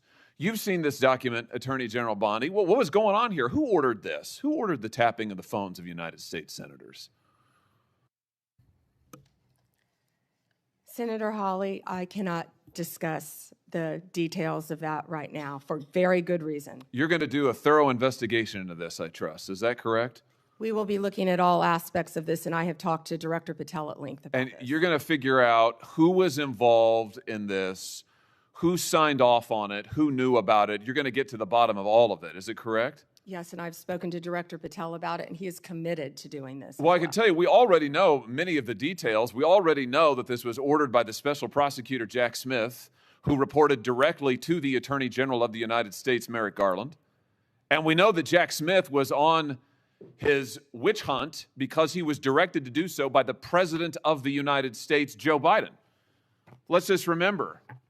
Let's take a walk down memory lane. April 2nd, 2022, the New York Times. Garland faces growing pressure. The Times says as recently as late last year, that would have been 2021, Mr. Biden confided to his inner circle he believed former President Trump was a threat to democracy and should be prosecuted. It goes on to say that Biden was frustrated with Garland and wanted him to take decisive action against Trump. Here's what we're talking about. Trump, of course, was a private citizen at the time. So he appoints his own hitman, Jack Smith, who goes after the president, former president, who goes after members of this body. You know, the thing about it, though, that really strikes me is that it didn't stop with members of the United States Senate. Did it, Attorney General Bondi? It didn't stop here at all. I mean, just as egregious, maybe more so than tapping the phones of U.S. senators, is this memo that I know you've seen before. Let's just look at it again. This is an FBI memo from the same time period, I might add, from the same time period, in which the Federal Bureau of Investigation attempts to recruit informants into Catholic parishes in this country. So here you have an administration that is activating the FBI against its political opponents and tapping the phones of United States senators. Can I just say that again for my colleagues, for the benefit of my colleagues on the other side of the dais? Tapping the phones of United States senators. This isn't hypothetical. This isn't maybe what will you do in the future. This isn't, oh, gee, can you imagine a situation? This happened. This happened. And this happened, the targeting of Catholics in this country because Joe Biden and his FBI didn't like Catholics who went to a certain kind of mass. I mean, good God in heaven, what is happening to this country? What happened under Joe Biden? Or then how about this, the infamous school board memo, where Merrick Garland, at the direction of the White House, issued a memo activating the FBI's counterterrorism division against parents who attended school board meetings and had the temerity to ask what their kids were being taught. And some of those parents were treated like this. Let's just remember. Let's remember how parents were treated. Treated like this man. That's right. A parent at a school board meeting, I think in Virginia, who was drug out of the school board meeting. He's bloodied there. You can see it. And what was the response of Joe Biden's DOJ and FBI? It was to issue a memorandum saying that people like this ought to be investigated by the counterterrorism unit. And unbelievably, they were. They were. Or how about this? Let's remember Mark Houck and the pro-lifers who were prosecuted for what? For going to a clinic, an abortion clinic, and praying on a sidewalk outside the abortion clinic. This is Mark Houck and his beautiful family at Mass. This man, at the direction of Joe Biden's FBI, this man had an FBI SWAT team come to his door in the early morning hours with his beautiful children there, terrorizing them with weapons drawn. He was then arrested and prosecuted. Unfortunately, a jury acquitted him. This is what was happening under Joe Biden. United States senators spied upon. Former presidents, the political opponents of the president at the time, targeted, prosecuted. Pro-lifers, targeted, prosecuted. Catholics, targeted, prosecuted. 92 conservative organizations put under surveillance, targeted for potential prosecution. Gee, I don't know. Would you call that an example of weaponization, Attorney General Bondi? Do you think that's a fair characterization? Senator Hawley, that is the ultimate weaponization. And weaponization under Donald Trump has ended. It has ended. Harmeet Dillon is running our civil rights unit, and she is doing an incredible job. No longer will parents be targeted. No longer will parents who care about whether their elementary school children have to read a transgender book be targeted and told they cannot have any say in their child's education. That has ended under this administration. People can worship freely, whether they're Catholics at synagogues or Muslims. Everyone can worship freely. That was the ultimate weaponization. They were targeting Catholics. No longer. They have been targeting so many American citizens throughout this country. And Senator Hawley, you have been a champion of this, and thank you for being a champion of that. But under Donald Trump's watch, it has ended. You know, I think about some of the abuses of power in this country's history, and there's been, sadly, a lot of them by members of the executive branch over the years, whether it's Watergate, whether it's what J. Edgar Hoover did in his time at the FBI, spying on many public figures, RFK, MLK, JFK, you name it. And I just have to say, what we now know happened in the last 4 years under this administration surpasses all of that. It surpasses all of it. Not just for the interference in the legislative branch, not just for the blatant disregard for the separation of powers, not just for the blatant disregard for the First Amendment, but for the targeting of ordinary American citizens who can't afford lawyers, who can't afford to mount a defense, who when the FBI knocks at their door or comes with the SWAT team, they don't know what to do. It is absolutely a disgrace. It is a stain on the history of this country. and on the conscience of this country what this administration did in the last 4 years. So here's what I think needs to happen. Madam Attorney General, I think we need a special prosecutor to be appointed whose sole responsibility will be to get to the bottom of what has happened in every instance that I have just named. I think we need to know exactly who approved the wiretaps on United States senators, who knew about it, what agents were involved at DOJ or the FBI. I think we need to know exactly who signed off on the Catholic memo, the spying memo, who was involved with it, how far did it go. I think we need to know exactly who authorized the prosecution of Mark Houck, who terrorized pro-lifers and tried to intimidate them. I think we need to know. And Mr. Chairman, this committee needs to do oversight hearings. We need to have thorough hearings into what has happened these last 4 years and this abuse that has now just been uncovered, because we have to ensure that it stops. As you just said, Attorney General Bondi, we have to ensure that it stops. This chapter in American history needs to come to a close, never to be opened again.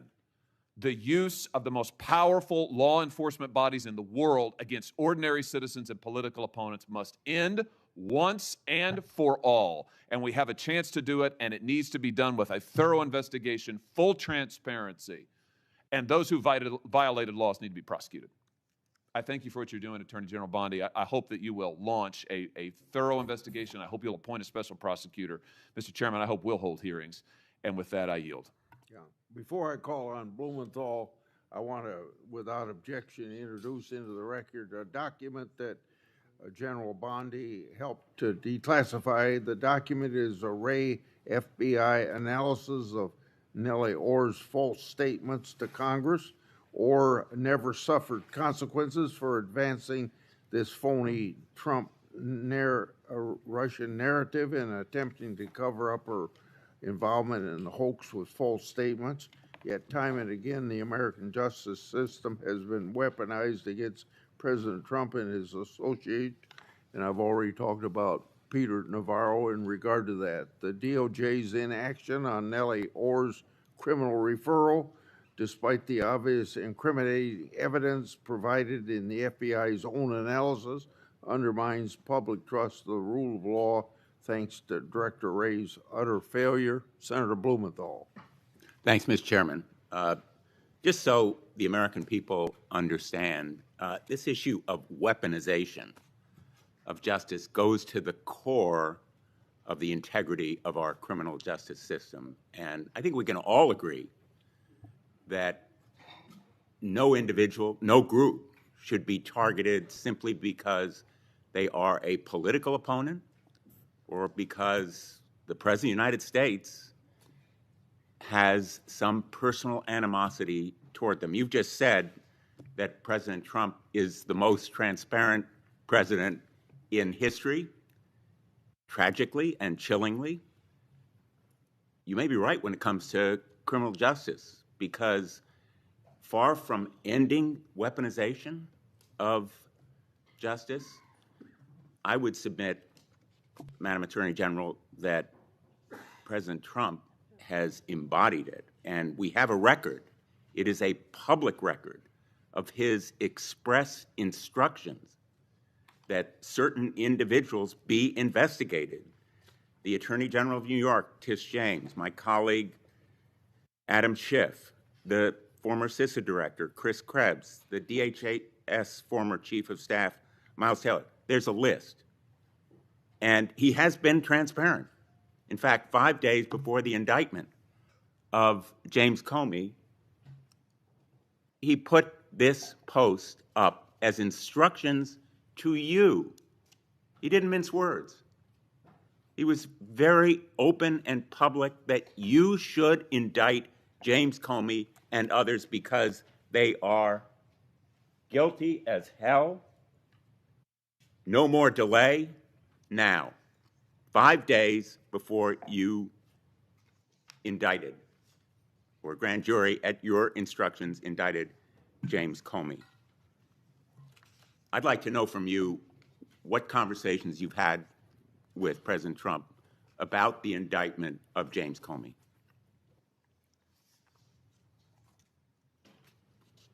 Senator, Senator, I am not going to discuss any conversations I have or have not had with the President of the United did you States. see that You're an post? attorney, you have a law degree, and you know that I'm not going to do that. I also find it fascinating, because I'll keep fighting to ensure that law enforcement and the judicial process move forward without political interference. No one is above the law, not even the President. That's a quote from you, Senator Blumenthal, in 2017. Well, let me ask you then, when you saw that No post, one is above the law. That was your quote. When you saw that post, did you talk to anybody in the White House? I am not going to discuss any conversations I have, nor any investigations, So nor you were unwilling to tell pending this committee cases. about conversations with the White House And if I may regarding James continue, Comey's indictment. and if I may Let me continue, show you a picture. James Comey was indicted by one of the most liberal grand juries in the United States. The night before James Comey's indictment, you had dinner with the President of the United States. Pretty intimate group. Actually, there were a lot of people there that night. That's a great James picture. Comey discussed at that dinner? I love that picture. That's a great picture. And there were a lot of people there that night. I think the Well- entire cabinet was there. Did you discuss James Comey with the President of the United States? He was sitting just to your left. Well, 2 seats down, yes. 2 seats down. And I am not going to discuss any I'm going to take conversations that I have as had a or yes, not have with the because President the of the American United public States. is entitled to know, Madam Attorney General. The entire whether cabinet was you at that dinner, took too, instructions from President Trump after he told you very directly to indict James Comey, which is weaponization of the Department of Justice. Oh, You know, well, I want to agree with my colleague, Senator Hawley, that weaponization of our justice system must end. That's the reason that I propose legislation, and I challenge him and my colleagues on the other side of the aisle to join me in legislation that would create a statutory right of action for people who are selectively or maliciously prosecuted for political reasons.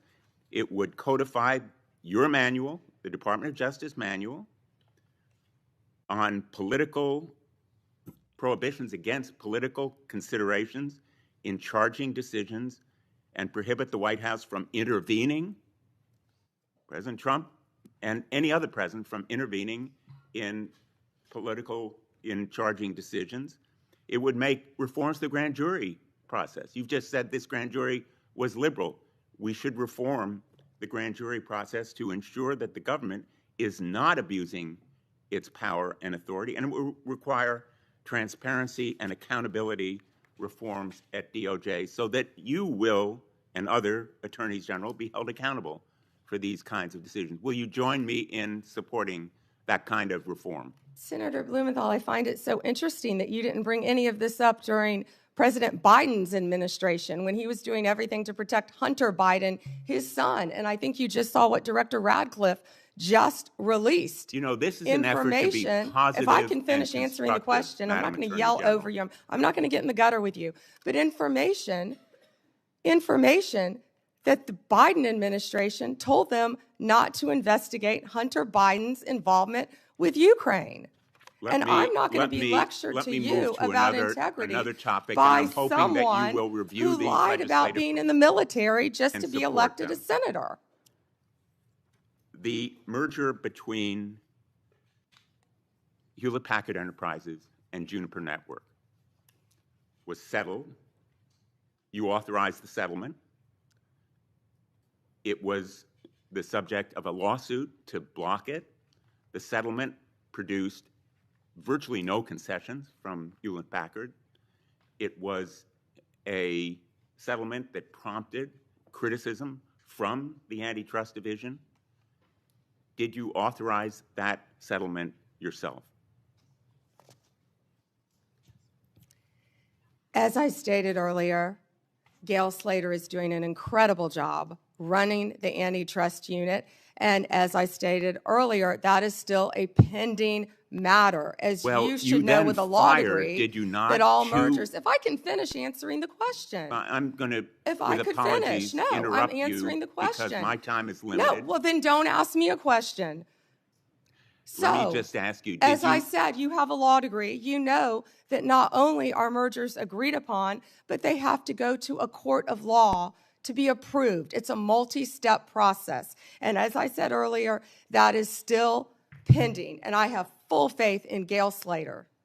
and Ms. Slater reportedly objected to the settlement. Reportedly. And moreover, Moreover. 2 of her top officials were fired, Roger Alford and Bill Sinner. Did you authorize and direct those firings after they objected to the settlement? I am not going to discuss personnel matters or pending litigation in my office. Let me ask you about another merger. The merger involving 2 home health care agencies on favorable terms, likely to drive up costs for millions of America. The Transportation Department's rule to provide compensation to travelers impacted by airline-caused flight delays, which was canceled.